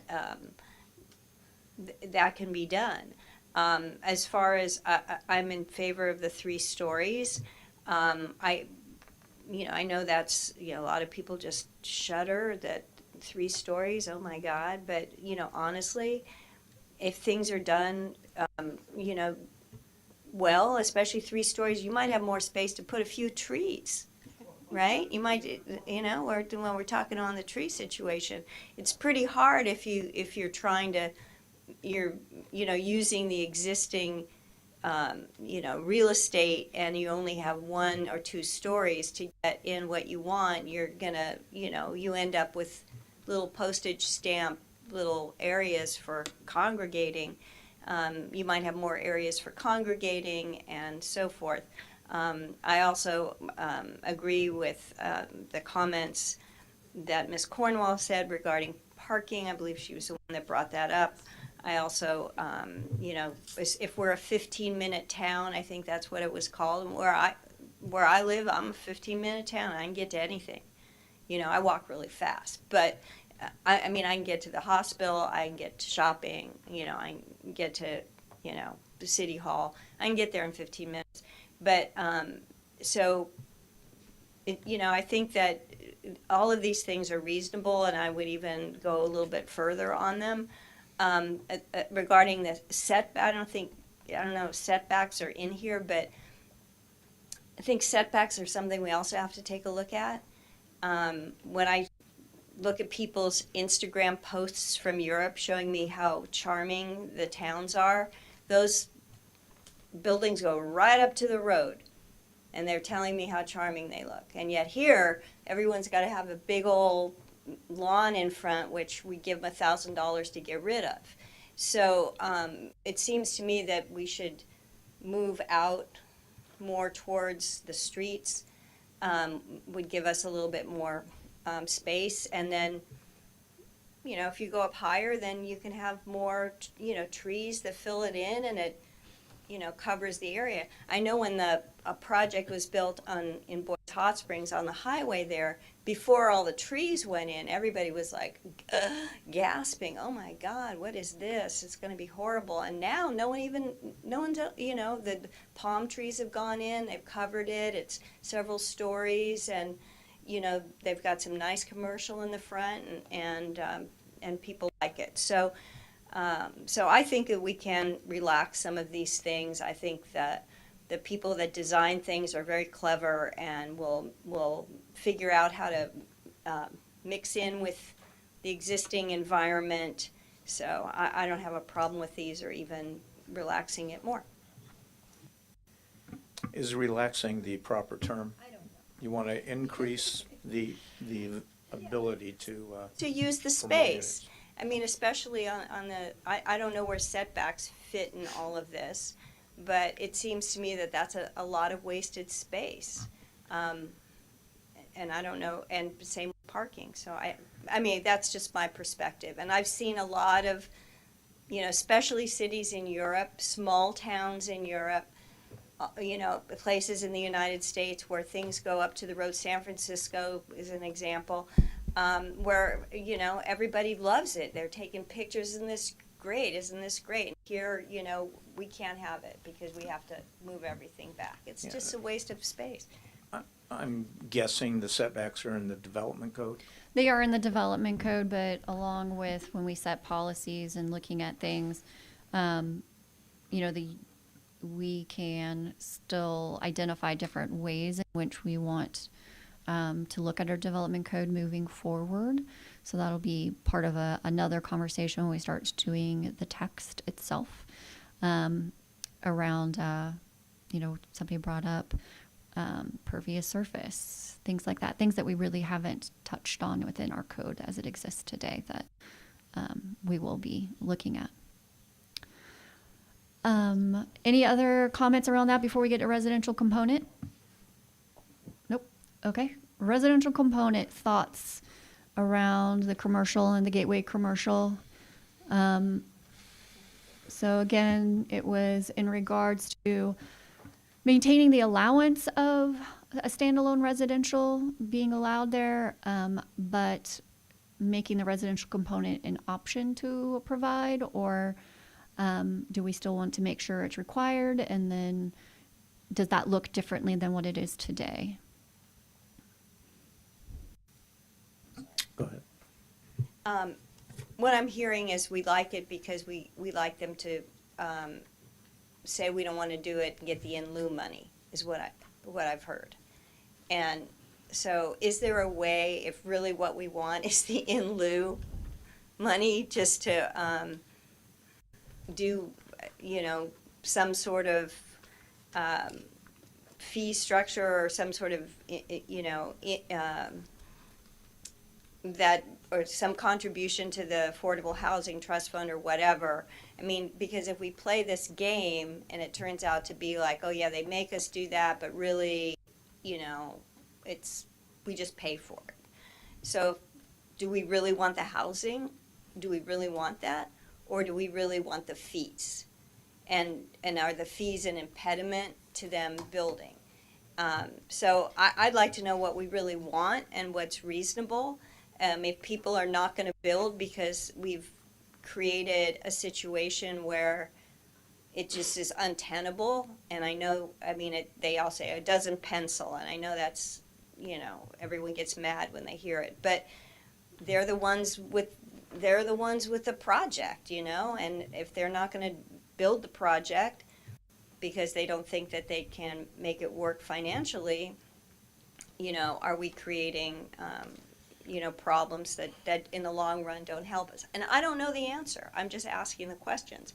But it seems to me if what we're really looking for is some sort of impact fee rather than actual housing, then we should say that and figure out what that is appropriately. Or if the whole thing is just completely stopping any sort of building entirely, then we need to know that too. But I think I don't know the answer, but I think those are the questions that we need to investigate. So there is a affordable housing impact fee on commercial structures, and so it's based on the square footage and the use, and so then there's a different calculation. So if you remember when the hotel came forward, they had asked for that to be reduced or waived, and that was something that we were going to come back and bring to you the study again that had been completed, and that identified, I want to say it was like 11%, but of what that was. And so bring that back to you.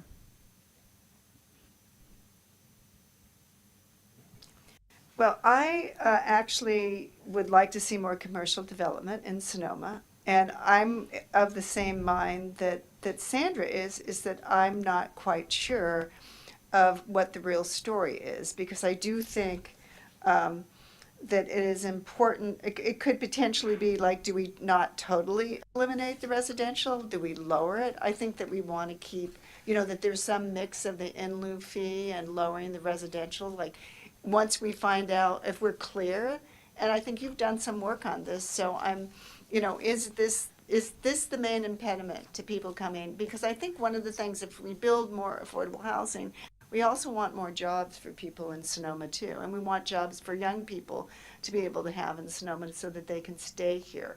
And it's this balance. And I know we don't want to look like, have big, enormous,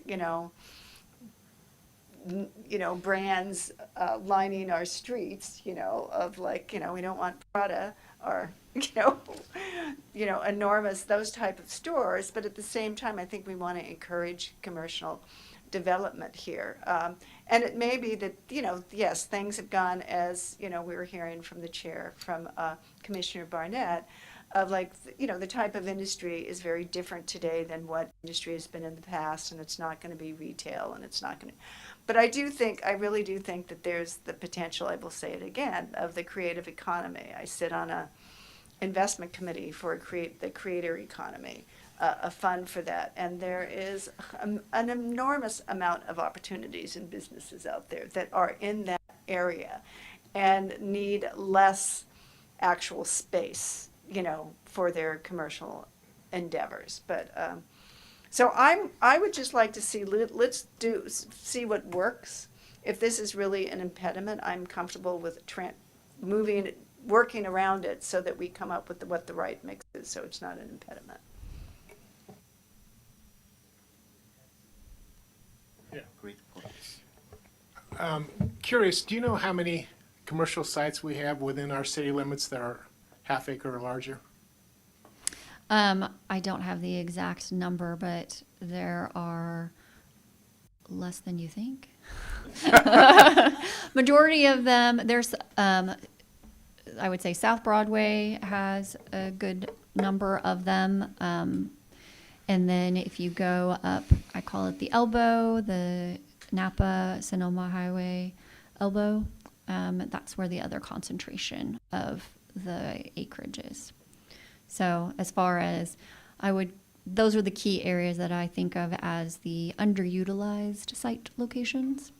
And that's also why we are not recommending getting rid of the opportunity to put residential, allowing the market to decide what that use is. When we did our housing element update and we were able to identify the opportunities within the city limits, did we calculate based upon what our housing inclusionary numbers, were those included in what we submitted to HCD? So when you look at your RENA and what qualifies, it doesn't say specifically that all sites would be developed. So right. It did look at specific sites, which is those 3 that I showed you that didn't have residential designation. And then there were a couple of mixed use, but majority of them were residential sites. So those 3 that I'm proposing to change were the commercial ones that were identified for the low income. Okay. So I too would kind of reiterate that I'd like to see us keep an element of commercial and encourage commercial. And I think that the fact that the recommendation is to let it be optional, that a developer identifies a project mix that he believes he'll be successful in, it'd be nice that he not be excluded from that. So I would be open to heeding the recommendation of staff at this point. And, just bringing back the other part of that conversation about the high density residential or any other zoning. So those 3 sites, like I said, were all commercial that are being proposed to be rezoned a housing opportunity site or housing. So that is also a possibility to do on key sites, because I know that one of those sites, we don't want to lose the opportunity for housing. Specifically the Staples lot and that vicinity, that area. And so looking closer at what we place on those lots that still allow that commercial, but making sure that we know that that's a residential opportunity that we don't want to lose. Mr. Dan. Yeah, I agree with the fellows' comments. Yeah, we should encourage the developers when they complete commercials, and also at the same time need for the residency and the housing. And as to the low fees, that is the last, the choice, because according to our experience, yeah, we did have some the money I put into the affordable housing the trust fund, but look at it right now, inflation and the labor cost. Everything. I really don't know. The money we have, we can do anything. And also, yeah, this is number one. Number two is because if we offer developer and lieu fee option, they are, very, skillful, and then they negotiate with our in the city, try to get a favorable rate, a discount, and then they give us a lot of the, the issues, headache, Encourage them. Yeah, this is 50% for residential. This is 50% for commercial. Yeah. Thank you. Do you have what you need? Yes, you ready? Site number 1, comments. This is the changing wine production as a land use to a mixed commercial housing and visitor serving commercial uses. Anybody? So I have a comment. I live on 4th Street East and right near East MacArthur, and walk down East MacArthur all the time to Broadway, and walking down there pass by MacArthur Place that has 69 units and a hotel, 69 hotel rooms, no residential, and a restaurant and a spa and all of that. And it has been designed in a way that it has no, as what I can see and what I've heard from neighbors, it does not have a negative effect on the residents that live in that area. It has not changed the feel. If anything, it's kind of like it's a place where people go and gather, and I think in some ways has enhanced the community there. So when I look at this, a lot of it, when we're looking at this specific project to turn it to Sonoma mixed commercial, it really once again goes to the form of the project and how it actually is designed and how it looks, and so that when you're walking down the street, you feel like you're still in a residential area, but oh my goodness, there's cars driving in there and going to a restaurant that you don't see, right, that doesn't have a storefront on the residential street. So, I think that there's, depending on the form and design of this, that this could actually be very positive. I understand concerns that the neighbors would have in regards to additional traffic there. There's very little traffic on those streets. Once again, I walk down those streets almost every day. The traffic there is very, very low. So, how are you designing it as to where entryways are, so that you're really keeping in mind the overall neighborhood, and how do you facilitate that? So those were my main comments about that. I actually think it's a very interesting project and idea, and I think that there's not much happening there at this point. So I think I think we want to have a more active community and more opportunities for people to have, businesses and places to live and places to eat. So. Any other comments? Just a quick question is, I'm looking at this handout, and you said replace with Sonoma mixed commercial. To be determined. Do you have any prejudices at this moment in time what that TBD might be? Nope. You're not helping. The reason why we just proposed Sonoma mixed commercial is just because we still have a Sonoma residential left over from the old days, and so we thought, we can create a Sonoma mixed commercial use, or a Sonoma mixed use, or something like that, where we're keeping in the name Sonoma. Also ties to our history as for wine and things. So that was the idea, but again, not tied to any name. And I would trust that if this was a project, that given the sheer size of it and its potential impact, that there would be, CEQA would require an EIR? Potentially, it depends on what those site-specific impacts are. So when we do this land use, the idea is that we take this land use and these changes, and we're going to do the EIR for the overall concept, for the land use impacts themselves, and then that would be tiered off of for site-specific environmental depending on what's going on in this case, I think there's a creek and there's some other things that we would have to look at specifically if there's any additional impacts not already studied. Thank you. Anything else? Okay.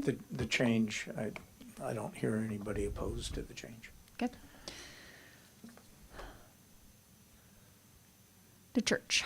So again, going back to if it's, you know, it could be that we create this affordable housing overlay and that gets laid on top of it. If the goal is to get the affordable housing, and whether it's 100% or 50% affordable housing or whatever that trigger is for the overlay to allow a higher density development, that could apply on this lot.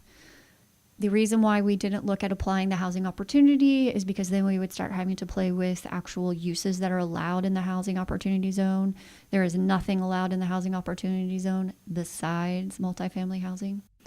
No other uses are currently allowed. So this was our proposal. Comments? Yes. So SB4 was brought up. If SB4 were applicable, or there was some amendment to SB4, how would that change or not change what we're proposing here? So SB4 would have allowed a ministerial process, which is more consistent with the affordable housing overlay. This would still require, under right now with high density residential, you would still require a use permit for multifamily as well as design review. So it would be a discretionary project. It would not be ministerial. So it would move quicker. If it was affordable housing overlay, it would move quicker. It would move quicker. I mean, the reason I'm asking is I don't know, but I just can't imagine it was the author's intent to make it more difficult to implement their own legislation, and perhaps they can change it. I think part of the idea was this case, we're kind of rare that it's surrounded by a state park. Well, that's what I mean. So I could just see that just like, oh man, I didn't mean that. Let's fix that. I mean, I'm just thinking, you know, that's how laws are made in California, right? You go first. So I had an interesting conversation, and I'm just going to throw this out here, is I believe the governor has said that underutilized properties could be available for housing opportunities. And I would suggest that all of the park land along Spain Street could be argued underutilized and provide some opportunities. And I'm just throwing that out. I don't know how realistic that could be, but it could be an opportunity. So the question has been asked in the past by others because all they see is open space. I'd be curious to see if there, like our Montini Preserve, if there's actually restrictions in regards to when that land was given or bought by the state parks for Vallejo State Park, because sometimes that's what happens with that, which is what I found with the Montini Preserve. Yeah, if you look at some of these other parcels, how did they end up being what they are? I think the residential uses were already there, and so they were just maintained and kind of X'd out of the overall purchase. And one of those sites is their actual residences for their state park employees. Did you have some? You were suggesting exactly what I was suggesting too, is to work with the state, talk to them, see if there's any possible way to look at that land to be developed for, more of that land around the Congregational Church to be developed for housing. I mean, the state is not opposed to selling their property. I mean, they just sold the Sonoma Developmental Center. Mm-hmm. Okay, so it's not like they can't do it. They own it, they can sell it, right?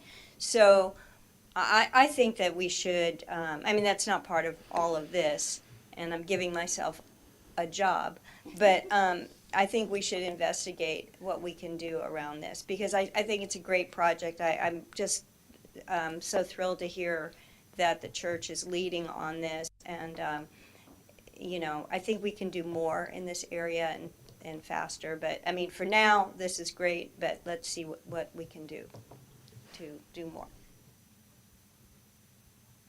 So at this point, your recommendation is just a change in land use. Is that correct?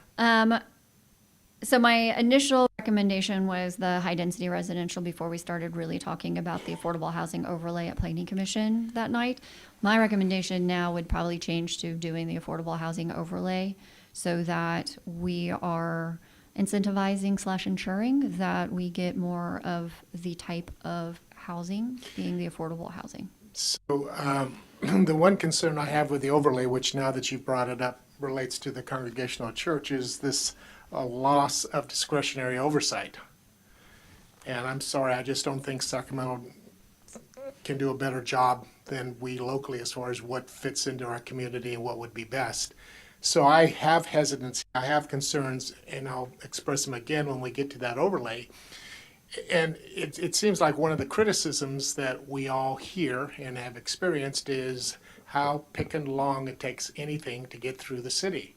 So I'd love to throw out the idea, is there any way that we can revisit our processes that we have and somehow say, okay, is there a way that we can be looked upon as that we have a relatively straight path forward? Or is that just not something, given our, quote, current review bodies, that we can achieve? I think there's always a goal of a straight path forward. I think the aspect is creating more objective design standards that are more directive to them of what we're looking for. And so they have that clearer path. And so they have kind of a checklist. The idea behind, you know, a ministerial process when you have those objective design standards is that the end goal is to get what you want, and then they get kind of to go forward. If they're not doing this and they're asking for special things like density bonus or change in their setback, or maybe it's a design standard they don't like that they're supposed to comply with, that's what's triggering more of that review process. So when we streamline, we look to give them more direction so that they can just go forward. In that affordable housing overlay, it could be that they're not required to do a use permit on top of everything else. So maybe it is design review, but it's design more of that 20% rule that they're pushing on us, to be honest. Right. So if it's 20% affordable, then you have to do ministerial. It's not considered a project under CEQA, but you can do design review. Your just design review can be before a hearing body. You just have to apply those objective design standards. You can't be subjective in your review and saying, I don't like that paint color. So in light of everything that's on everyone's plate currently, where are we at on establishing all our objective design standards? Because I know that when we thought that was part of the housing element update, that we were encouraged to do some. So on the long list of housing element implementation measures, there are some already in there that are applicable to our ministerial projects under state law. So a SB 35 project would go and have the objective design standards. The way it's written right now is if they don't want to comply with these, they have to go to design review for approval. So we do have some mechanisms already built, but the way that one's specifically written is only for state law multifamily development. Okay.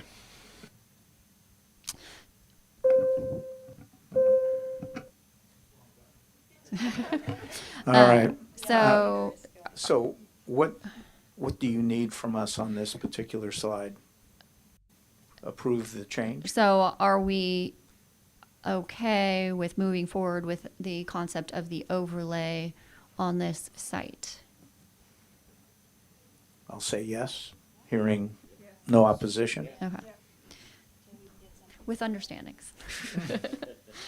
All right. This one. So we've looked at this. We found that there was a use on that site that wasn't a use that would have been allowed. But it's adjacent to Freedman's Lumberyard. And so the thought did come up of, could we do this as a gateway commercial, with the creek being basically the barrier between a residential and the commercial in this specific location? And the idea being, again, if we allow the market to determine what that lot is going to be, I just don't know that residential will be developed next to a lumberyard. And that is why I said I would bring it forward, was more for what are our thoughts around this. I think the right side could still stay the medium density residential. They've already developed a thin lot next to it as medium density residential, and it blends right into the low density residential right next to it. It's just a matter of that interesting lot. If there's no thoughts, it's fine. You can stay medium I density. mean, I spend so much time at Friedman Brothers, I might as well live there, so I wouldn't, I don't know if it would, I don't see it as an impediment to, I mean, it's the backside of the yard, right? I don't know. I mean, I think housing could go there. I think commercial can go there. I just don't see it as like, oh, I wouldn't want to live there. It's not a nuclear power plant or anything. It's just lumberyard, It's not that bad. Well, I think as a gateway commercial, it still has the ability to have residential component. So, any other thoughts on this? So, just to correct the comment, just real quick, so the way that we talked just a minute ago about the residential component was optional in the gateway commercial. So in this case, residential would be allowed if that's what was determined to be the best use. It just wouldn't be required if it was gateway commercial. Correct. Thoughts? You're looking at Mr. Wellender. No, I think as long as it's optional like that, but changing it to gateway commercial is a plus. Okay, this one is just those two. One is a text change to the public to get rid of hospitals and medical facilities, and we would rezone those as commercial. And then adding recreational facilities, and then again, we have a specific definition for outdoor commercial recreation, which currently is only in the commercial zone, and applying that into the public as well. Any comments? Question. I'm trying to understand it first, sorry.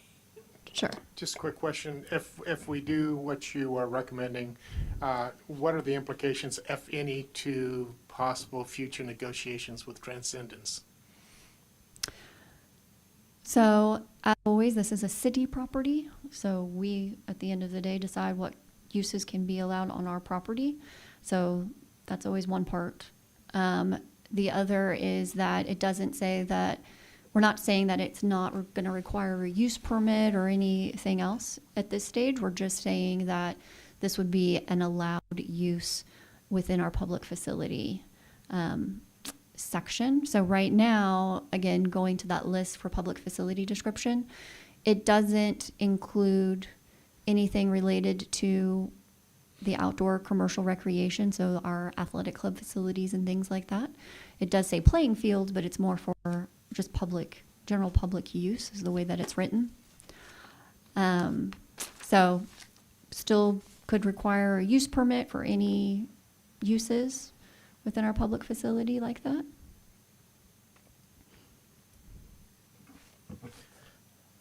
Ms. Farrar-Rivas? Well, so you're just asking us to add out, I'm trying to get the You're ask. fine. I'm not clear on The what the ask you is want just to increase the allowed use in the public facility to incorporate outdoor commercial Okay. recreation as currently defined in our zoning code. That's what I thought, okay. And to remove hospitals and medical Yeah, facilities. so that, I'm comfortable with that. You gotta go. Okay. I gotta go. All right. We really don't have options on this, being that we already adopted a housing element that said we would do this. So, yeah.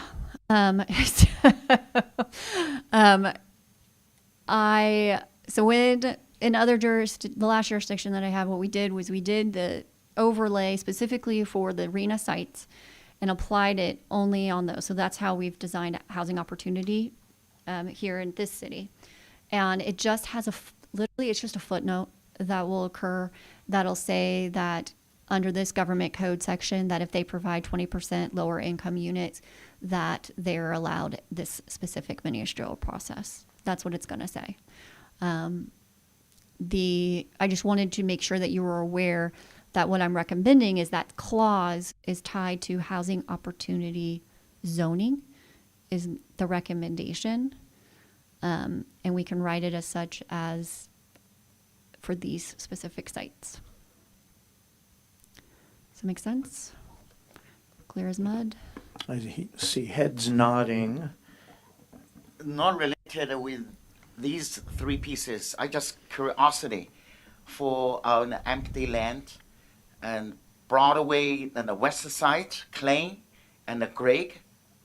You know, do you know what I mean? And we have the Broadway and across to the Klein, and behind that side is Reagan Avenue. You know, there is a piece of the land. I don't know exactly which one. I believe maybe Larry Barnett know that piece of the land. Klein, Broadway and the Klein, that is a piece of the city land. Yeah. Clay. You're talking about the St. Francis Preserve? Yes, yes. What that status or? It is currently designated as a preserve. It was originally established as a quid pro quo for the development of the St. Francis project, which were the houses that are adjoining it primarily to the north. It was established because of the aspiration to establish a plant that was in decline in wetlands. I can't say to you what the status of it is in terms of the success of that reestablishment. I know there have been people talking about reinvigorating both the research and the effort to see whether that process actually succeeded or failed. But the land is not, to my understanding, protected in perpetuity as, for example, a conservation easement would be, where you can't do anything. For example, on Montini, it's basically got a conservation easement. And there is one provision on Montini, I heard you talking about it earlier, where the Montini family was granted the ability to maintain a residence on that property. But I don't believe that St. Francis is subject to any of those kinds of covenants. The city could look into what the legal implications are, but at this point, I think it's kind of up for discussion. But not right this moment. We have this general plan issue in front of us, and let's focus on that, please. Thank you so much. Additional. So yeah, I know that was recently a public comment too, and so we need to look at if it was a mitigation requirement for the development itself. So the affordable housing overlay, again, thoughts, concerns around it. Basically, the idea is that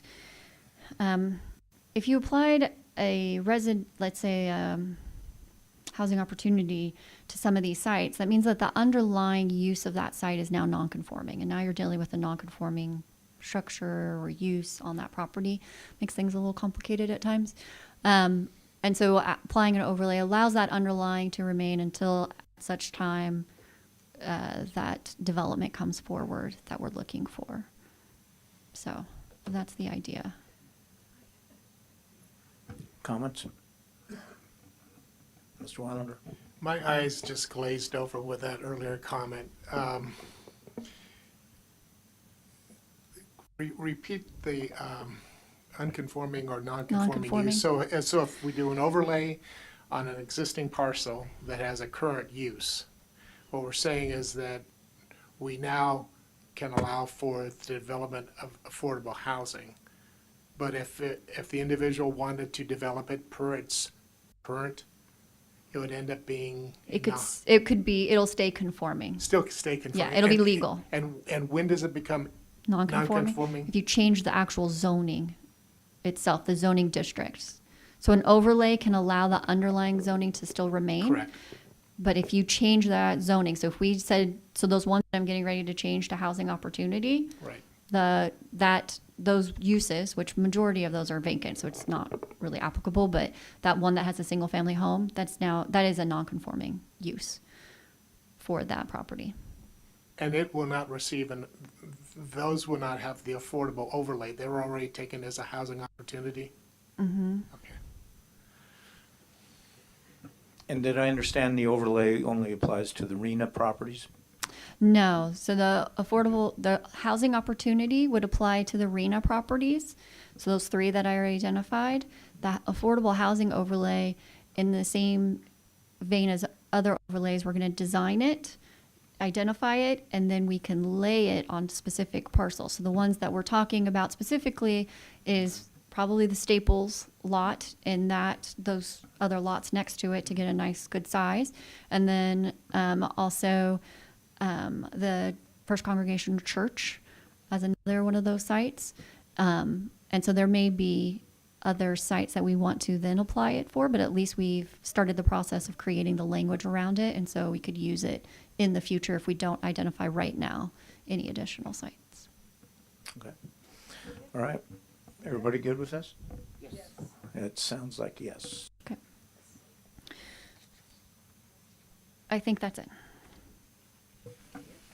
My goodness. All right. Well, so I have a few quick questions. So Okay. when will we be discussing parking? And in regards to, and also some of the other issues around how to get to, easier processes, permitting, all of that in regards to kind of looking at the back of our grading for jurisdiction grades. It came from the generation housing. It's like, so there's a number of areas there. I'm not going to go through them all. But, parking's a big part of it. Objective design standards, which we're doing. We're already doing that, which is great. Consolidating design review and planning commission. Some of the things that are being suggested that actually make things move forward faster. And then the whole parking discussion, which is kind of separate from that, of reducing the amount of parking requirements. So just when is that going to just be in the development code and not part of the general plan? Or So we can identify policies and goals within the general plan to direct provide that policy direction into the future development code that's developed after the general plan to implement that new general plan. So that can be part of that policy direction, like the concept that they talked about as far as no parking minimums at all. What does that look like? That could be, a policy direction. And it may not be applicable to everything. It could be just certain areas. I mean, there's different ways you can build that. Again, that lets the market decide how much parking is needed. So those are things that you could do around any of those topics that are in there. And then looking at our policies that we have currently in regards to how can we, because how can we make more, which I know you're doing already, but I'm thinking about how this relates to the general plan. of like how, what kind of language we need in the general plan that we're, that's processes that we're looking at for more administrational, I think that's the word. A ministerial, thank you. And ministerial processes so that we're able, so people are able, how do you get some of these are, to me, I see some of the incentives for developers and for you to be able to negotiate with them, especially affordable housing developers. Or, what are we, are we eliminating impact fees for affordable housing developers? Those areas where we're really, because what I would want to see is like, how are we really making the incentives around affordable housing developers so that they're, I know it's still not going to be easy. I know we still need money. We probably still need land and all of those, but how can we chip away to make these things more possible, quicker? Not sure if that's Was that a Policy in the general question or plan just or not? statement? I want to know where that happens. A lot of it would be policy in the general plan. It may be that it's more broad in the general plan, and then there are specific things that we need to create to implement that. So just back to the Minneapolis example that you just heard about, I mean, their concepts are big picture, and then, with some specific action items, and those are kind of what you're describing are some action items that could be designed or developed to give direction. So we, as staff, know if you've said this is where we're going, then we know automatically, okay, this is what we need to do with the development code. And then I guess what I would ask the council is, do we want to have within the general plan those policies that we're looking at all of these different approaches that we can use, and so that we're making the statement that we're really committed to affordable housing, and we're looking at all of the information and studies that shows us what are the routes that help us to get there faster, and that's something that we want to be implementing within our general plan. I think with the goal setting that the council has done 2 times that I'm familiar with now, I mean, I think staff is aware of our expectations that, we want to do everything we can to develop housing.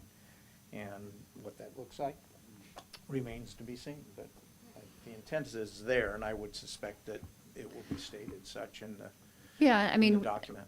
And the level of detail we can work out.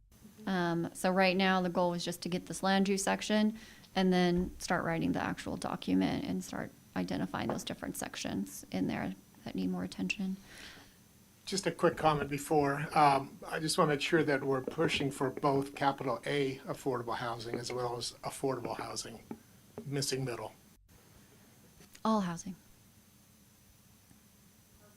Housing for all. Housing. Housing for all. There you go.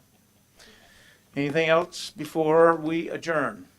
We are adjourned. Thank you.